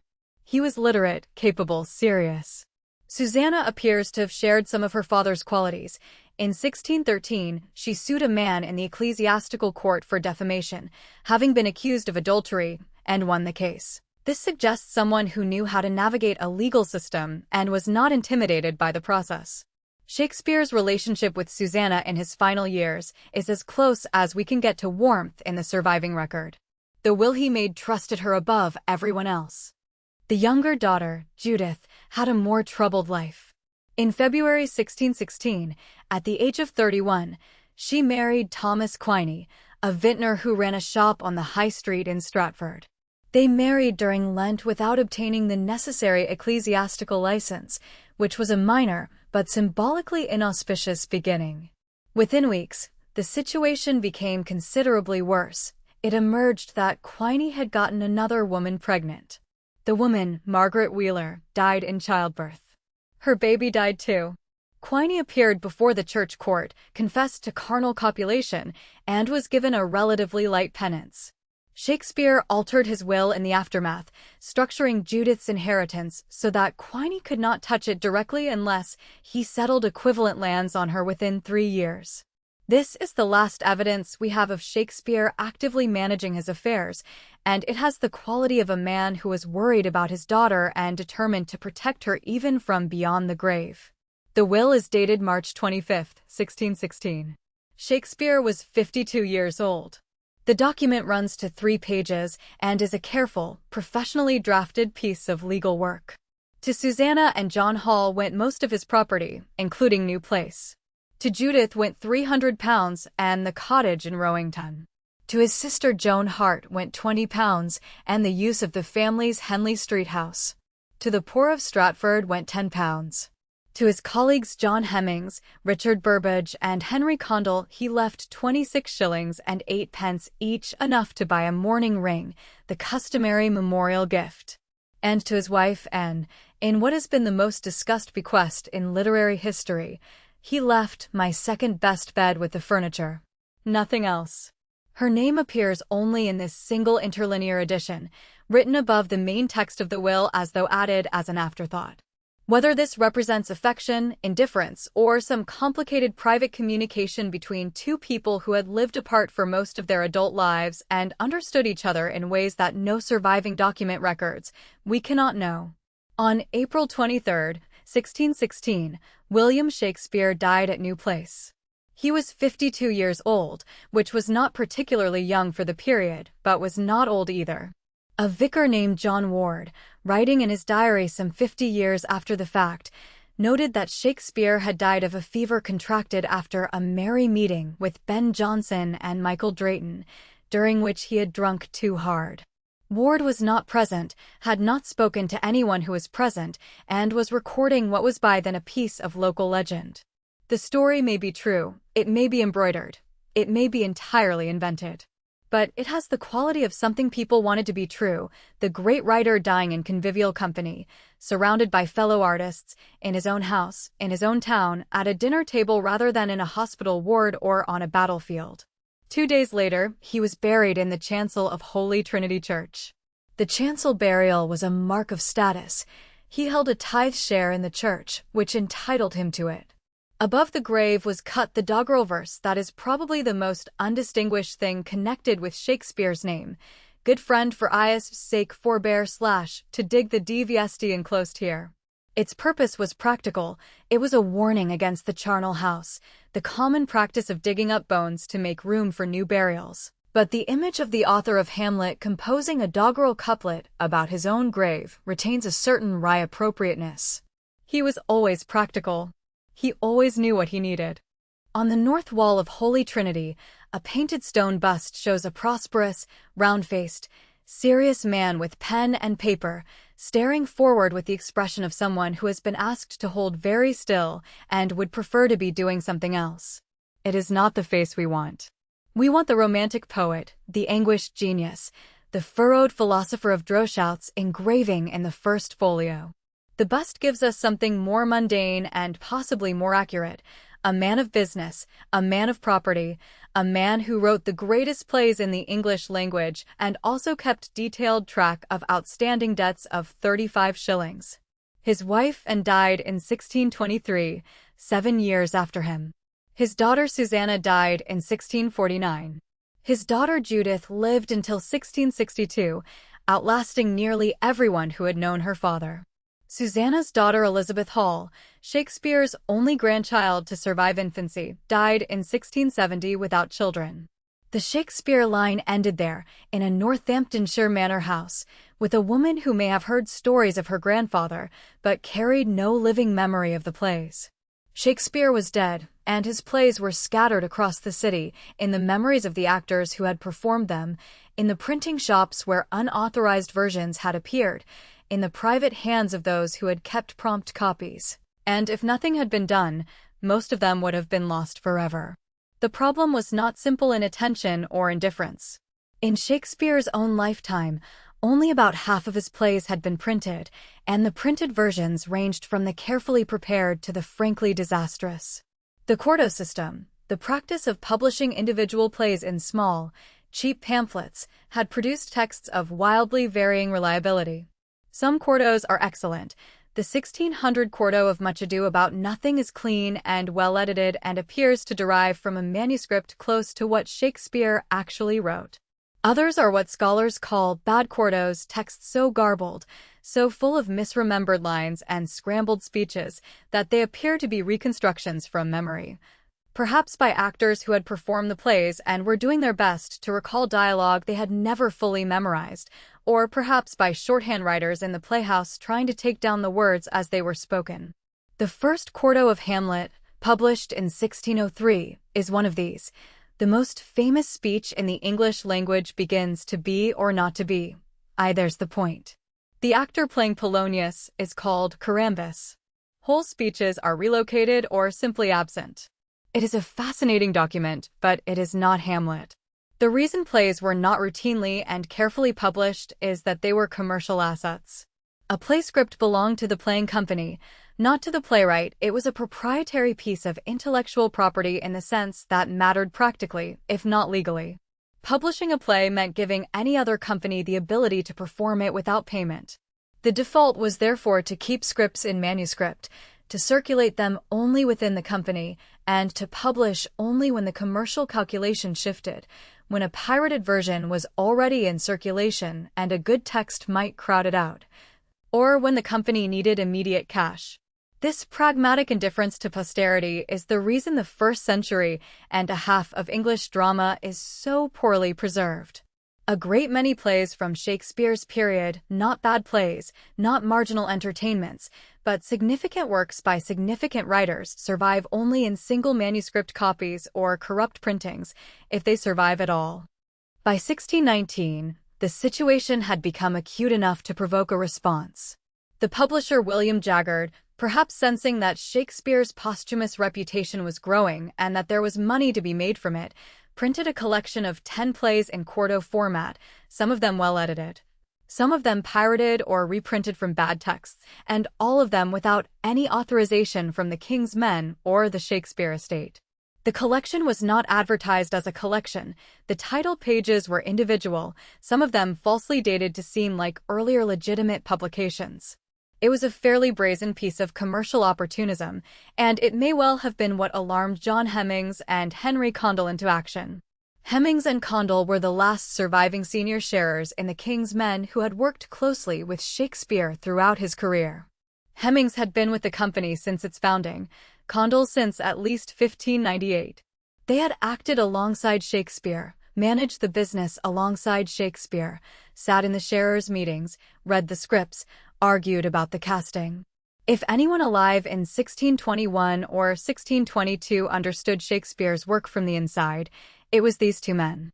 What they decided to do, and it appears to have been a genuine decision, undertaken with care and at personal cost of time and effort, was to collect as many of the plays as they could, in the most authoritative versions they could find, and publish them together in a single substantial volume that would announce, unambiguously, that William Shakespeare of Stratford was one of the great writers of the English language and that his works deserved to be preserved.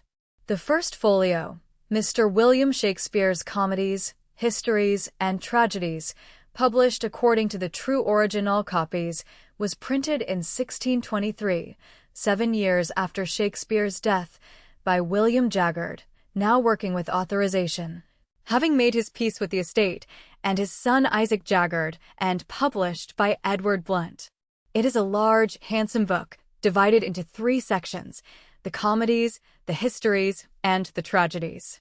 It contains 36 plays. 18 of those plays had either never been printed before or had been printed only in versions so corrupt as to be effectively different texts. Without the first folio, there is no Macbeth. There is no Julius Caesar. There is no Twelfth Night. There is no As You Like It. There is no The Tempest. There is no Antony and Cleopatra. The plays that most people think of when they think of Shakespeare, the plays that have been performed in every language on every continent, that have defined the concept of literary greatness in the English-speaking world, would not exist. Ben Jonson contributed a poem to the folio that remains the most famous piece of literary praise in the language, Soul of the Age, / the applause, delight, the wonder of our stage, / my Shakespeare, rise. And then, because Jonson was constitutionally incapable of pure praise without a qualifying observation, he added the line that has been quoted ever since as a slight, but may have been intended as a compliment. Shakespeare, Jonson said, had small Latin and less Greek. Coming from a man who had genuinely mastered the classical languages and considered them the foundation of literary excellence, this was a way of saying, he did it without the tools I think are necessary, and that makes what he did more remarkable, not less. The rivalry between the two men, Johnson the learned, combative classical scholar, Shakespeare the unlearned, instinctive theatrical genius, runs through their friendship like a braid, and in this poem Johnson resolved it, or tried to. He was not of an age, but for all time. The printing of the folio was not a simple or uniform process. The editors used whatever was available: prompt books, the annotated scripts used in actual performance, fair copies, clean manuscripts produced for presentation or sale, authors' foul papers, the working drafts in which a writer thinks on the page, and the better quartos, which could serve as printer's copy for plays already in print. The result is that the folio texts vary enormously in their reliability and their relationship to what Shakespeare actually wrote. Some appear to come very close to authorial manuscripts. Others show the marks of theatrical adaptation, lines cut for performance, props noted in the margins, stage directions added by a stage manager rather than the playwright. The folio is not a transparent window onto Shakespeare's intentions. It is a document of the theatrical life of the plays, edited by practical men of the theater who had their own priorities and who made decisions, sometimes good, sometimes questionable, at every step of the process. Approximately 750 copies were printed. 235 survive today in various states of completeness. The folio was sold unbound, and individual buyers had it bound to their own specifications, which means that each surviving copy has a slightly different physical history. They are the most studied, most obsessively catalogued physical objects in the history of English literature. A complete copy sold in 2020 for approximately $10 million. The Folger Shakespeare Library in Washington, D.C., the largest Shakespeare collection in the world, owns 82 of them. The Bodleian Library at Oxford has a complicated relationship with its copy. It received one in 1623, catalogued it, and then appears to have sold it sometime before 1664. Possibly because the librarian didn't want to pay the cost of binding it and did not feel the need to keep a copy of plays by a living popular playwright. In 1905, the Bodleian bought the copy back for £3,000, which was then a record price for a printed book. What would have been lost without the folio is not only plays. It is language. Shakespeare coined or was the first to use in print an estimated 1,700 words that are now simply English. Without the folio, English would have been noticeably, measurably smaller, a language with fewer words for what it means to be human, fewer terms for the interior life, fewer ways of naming what happens between people in moments of love and betrayal and grief. The question of who wrote the plays, which obsesses certain people and which we will address in a moment, matters less than this. Whoever wrote them saved approximately a third of what they are. And that saving was accomplished by two working actors who thought their dead friend deserved to be remembered and spent several years making sure he was. The question of who wrote the plays has attracted more speculation, more passionate argument, and more genuinely misplaced intellectual energy than any other question in literary history. And this is worth examining not because the question is interesting, it is not, in the sense that there is no real evidence for any alternative attribution, but because the reasons people are drawn to it reveal something important about how we think about genius and about the relationship between a writer's life and a writer's work. Anti-Stratfordianism, the belief that William Shakespeare of Stratford did not write the works attributed to him, is not ancient. It did not emerge in Shakespeare's own time, when no one appears to have found his authorship implausible or worthy of comment. It emerged in the 19th century, and the first sustained public expression of it came from an American woman named Delia Bacon, no relation to Francis Bacon, though she proposed Francis Bacon as the true author, who published her theory in 1856. The timing is significant. The 19th century had developed a particular theory of artistic genius, that great art must be the product of great education, great social position, great personal suffering expressed in legible and elevated form. The idea that a man whose father was a glover, who attended no university, who left no books and no manuscripts in his own hand, who died leaving household effects, but nothing that looked like a writer's estate. The idea that this man could have written Hamlet was genuinely difficult for certain Victorian minds to accommodate. It seemed like a category error.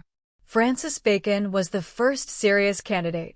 Bacon was one of the most formidable intellects in English history, philosopher, scientist, essayist, Lord Chancellor, a man of extraordinary range and depth. The Baconians pointed to alleged cryptograms hidden in the plays and poems, to ciphers supposedly embedded in the typographical arrangement of the folio text, to apparent similarities between Bacon's documented philosophy and themes in the plays. None of the alleged cryptograms have survived serious scrutiny. The philosophical similarities are real, but are also explicable by the fact that both Bacon and Shakespeare were educated men living in the same intellectual culture at the same moment. The theory attracted famous supporters, Mark Twain, Walt Whitman, who wrote warmly of the impossibility of the Stratford attribution, and the quality of these supporters tells you something. They were writers who had themselves struggled against social limitations, who understood intuitively why a man of Bacon's social position might feel unable to attach his name to something as commercially disreputable as the theatre, and who found in that intuition a theory. Edward de Vere, the 17th Earl of Oxford, is the current leading alternative candidate. He was proposed in 1920 by J. Thomas Looney, a name pronounced Loney, to the enduring frustration of people who want to take the theory seriously, and has attracted supporters of genuine intellectual weight, including Sigmund Freud, who became persuaded late in life that the Hamlet of the plays reflected Oxford's own complicated Oedipal relationship with his mother. De Vere was a genuine poet, a courtier who had traveled to Italy, a man who knew the world of courts and political intrigue from the inside. The plays set in Italy do show a specific knowledge of Italian geography and culture that goes beyond what books alone would easily provide. The case has a plausible surface, but it has a fatal flaw that cannot be argued away. Edward de Vere died in June 1604. The plays attributed to Shakespeare after that date include Macbeth, written in 1606, which contains specific allusions to the gunpowder plot of November 1605, a year and 5 months after Oxford's death. Antony and Cleopatra, written around 1607. The Winter's Tale and the Tempest, written in 1610 and 1611. The Fletcher collaborations, written in 1612 and 1613. Oxfordians are obliged to argue that these plays were all written before 1604 and then held back for performance, that the gunpowder plot allusions are coincidental or were added by someone else, that the dates assigned by all serious scholars are wrong. There is no independent evidence for any of these proposals. They are responses to a problem created by the theory, not evidence in favor of it. Christopher Marlowe, the theory that Marlowe faked his death in 1593 and continued to write under Shakespeare's name, is the most cinematically appealing of the alternatives and is supported by nothing at all. The inquest into Marlowe's death was conducted the day after it happened, included 3 named witnesses who testified to exactly what had occurred in a room in Deptford, and produced a verdict of self-defense. The coroner's documentation is specific and internally consistent.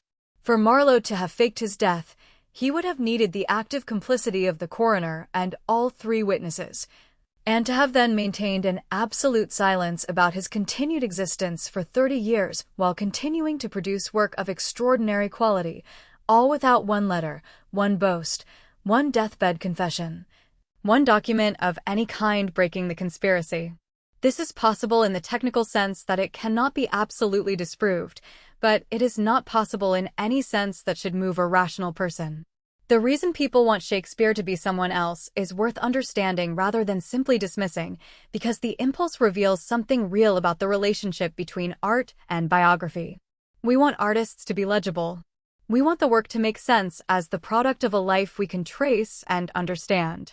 The plays contain so much knowledge of law, of medicine, of military tactics, of Italian geography, of court life, of classical literature, of trade, of the sea, that the mind reaches for an author who could plausibly have possessed all of it.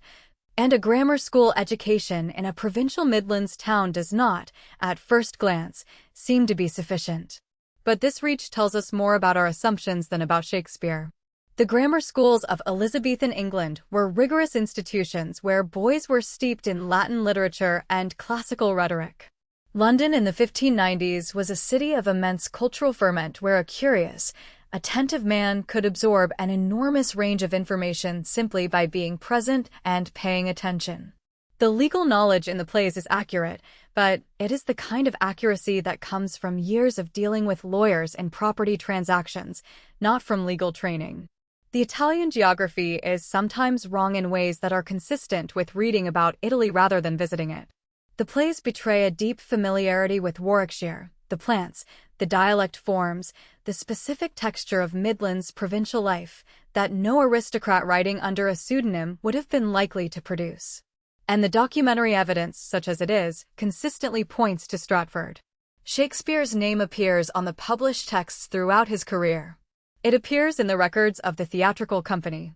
It appears in property documents, in legal records, in the wills of his colleagues. John Hemmings and Henry Condell, who actually knew him, edited the folio and signed their names to a preface that speaks of Shakespeare in the specific, personal terms of men describing a colleague.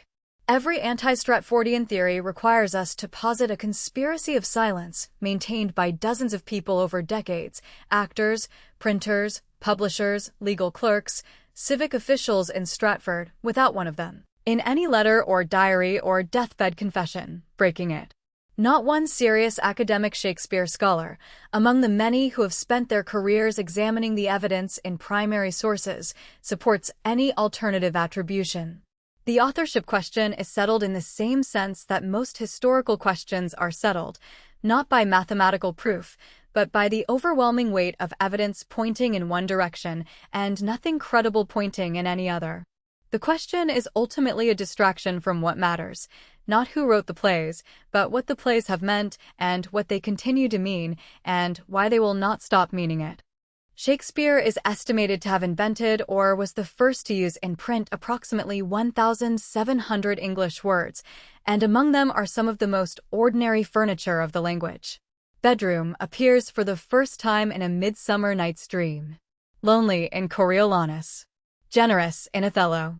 Fashionable in Troilus and Cressida. Lackluster in As You Like It. Rant in Hamlet. Elbow as a verb to elbow someone aside in King Lear. People use these words every day without any awareness that they came from anywhere, which is precisely what it means to have entered the language at its deepest level, below the reach of any individual speaker's memory. The phrases are even more pervasive. Break the Ice is from The Taming of the Shrew. Wild Goose Chase is from Romeo and Juliet.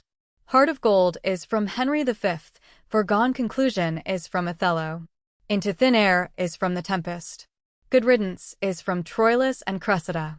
The World is Your Oyster is from The Merry Wives of Windsor. What's Done is from Macbeth. None of these are experienced as quotations. They are simply the way people talk, the idioms that have settled so deeply into the common tongue that they feel like they were always there. That they grew out of the language rather than being placed into it by a specific man in a specific room in London 400 years ago. He was not of an age, but for all time, the phrase has a literal meaning that its author could not fully have intended. The complete works have been translated into every major language and most minor ones. There are multiple competing translations into Japanese, into German, into Russian, into Mandarin, into French, Italian, Spanish, Arabic, Hindi. The plays have been performed in Zulu. The Royal Shakespeare Company's Zulu Macbeth was a landmark production that transformed the Scottish play into a story about post-apartheid power, in Swahili, in Jamaican Creole, in every dialect and variant of English from Scottish to Australian. When Akira Kurosawa made Ran in 1985, he translated King Lear into feudal Japan without using a word of Shakespeare's text, without acknowledging the source in the film itself, and produced what many critics consider the most powerful screen version of Lear ever made. The reason is that Lear's story, the aging patriarch who divides his kingdom, who discovers that power and love are not the same thing, who loses everything and finds in the loss a kind of terrible clarity, is not English or Renaissance or 16th century. It is human. The specific details change, the structure of the situation does not. This is the most important thing about Shakespeare's work, and it is the thing that is hardest to explain to someone who has not experienced it. The plays are not universal because they are vague or because they speak only in generalities. They are universal because they are precise about specific human situations that do not belong to any single culture or period. Ambition in Macbeth is not the ambition of a Scottish thane in the 11th century. It is the ambition of anyone who has ever wanted something badly enough to compromise what they knew was right, and who discovered too late that the compromise did not stop at the first step. Jealousy in Othello is not the jealousy of a Moorish general in the Venetian military. It is the jealousy of anyone who has ever loved someone and been afraid of losing them and found in that fear a capacity for cruelty they did not know they possessed. The breakdown of the parent-child bond in Lear is the breakdown of every family that has ever failed to love its members well, or failed to say so in time. Each generation finds a different Shakespeare, and this is not a sign of the play's instability, but of their depth. The Cold War found a Hamlet trapped in a surveillance state, surrounded by informers, unable to act because he could not be certain who was watching. Post-colonial criticism found a Prospero who was not a benign sorcerer father but a colonizer, enslaving Caliban and controlling Ariel and claiming sovereignty over an island that had already been inhabited. Feminist criticism found in the plays both the eloquence of Portia arguing for mercy in a courtroom where women were not supposed to speak and the silence of Anne Hathaway, who left no words and received a second-best bed. None of these readings are wrong. None of them are complete. The plays accommodate all of them because they were built with a kind of structural openness, a refusal to resolve what seems to call for resolution. That is not a flaw but a feature. And that makes them available to every reader who comes to them carrying a different set of urgent questions. The language itself is inexhaustible in a way that the language of most writers, even great writers, is not. You cannot read the plays enough times to have finished with them. The line you skimmed at 20, the readiness is all, the sentence that Hamlet speaks to Horatio just before the fatal duel, when he knows something terrible is coming and does not know what, becomes the line you cannot stop returning to at 50. When you understand what it means to prepare yourself for something you cannot avoid. Ripeness is all, Edgar tells his broken father in King Lear, and the variation on Hamlet's phrase is a kind of answer, not readiness, which implies preparation, but ripeness, which implies surrender to the natural process of time. To thine own self be true, Polonius says to his son, in a speech that is meant to sound like wisdom and probably is wisdom, coming from a man who is himself so far from self-knowledge that he makes it tragic. The plays are full of moments like this, moments that mean more the longer you have lived, that accumulate meaning rather than exhausting it. What Shakespeare left behind can be counted: 37 plays, 154 sonnets, 2 long narrative poems, and very little else. No letters. No diaries. No manuscripts in his own hand, or possibly one, a scene in the collaborative play Sir Thomas More, written in a hand that some scholars identify as Shakespeare's, though this identification is disputed and probably always will be. Nothing private. Nothing that tells us what he thought about the work, whether he knew what he was doing, whether he was proud of it or indifferent to it, or uneasily aware that it was better than anything he could have planned. The silence is complete. Only the work remains. And the work contains multitudes. It contains everything, the fullest portrait of what it means to be human that any single writer has ever produced: the grief and the comedy, the ambition and the love, the failure and the grace, the cold calculation and the helpless tenderness, the arrogance of power and the dignity of the powerless, the music of the language working on the listener's mind in ways that go below the conscious and reach something older and more permanent. Shakespeare died in April 1616, in a house in Stratford, attended by people we cannot name, thinking thoughts we cannot access, carrying whatever private knowledge he had accumulated in 52 years of living in a world that was very different from ours and completely the same. His plays were gathered in 1623 and have been performed somewhere in the world every day since. They have been translated, filmed, staged, adapted, set to music, turned into ballets, reimagined as video games, performed by prison theater companies and by the greatest actors of every generation, broadcast into space on the Voyager probe. which carries a recording of human voices and human music and which is, as of this writing, the farthest man-made object from Earth. The plays outlasted every culture that tried to claim them as exclusively its own. They outlasted the empire that thought it had produced them and the empires that thought they had inherited them. They outlasted the academic quarrels about who wrote them and the popular certainties about what they meant. They are still being performed, still being translated, still being argued about, still breaking open the silences inside the people who sit in the dark and listen to them. For 110 years after the death of a provincial glover's son who bought the second-largest house in Stratford and left his wife the second-best bed, the work is still happening, still unfinished, still reaching for something that language can almost but never quite name. Shakespeare left us 37 plays, 154 sonnets, and almost nothing else, no letters, no diaries, no manuscripts in his own hand. But he left us everything that matters. If this story kept you turning pages, subscribe, there are hundreds more waiting. New stories every week, right here on Page and Flame. Jason. Slug, Shakespeare the Real Man. Title_recommended Shakespeare, the real man behind the greatest stories ever written. Number_slides 72.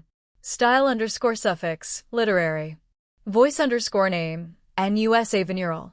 Voice_rate, +0%. CTA_mode, marked. Thumbnail_source_slide 4. Thumb_source_slide 4. Thumb_title, Shakespeare. Thumb_subtitle, the real man behind the stories. Tags, Shakespeare biography, William Shakespeare, Shakespeare history, Globe Theatre, Elizabethan England, Hamlet history, Shakespeare real life, literary history, books history, Renaissance literature, Shakespeare authorship, Shakespeare documentary.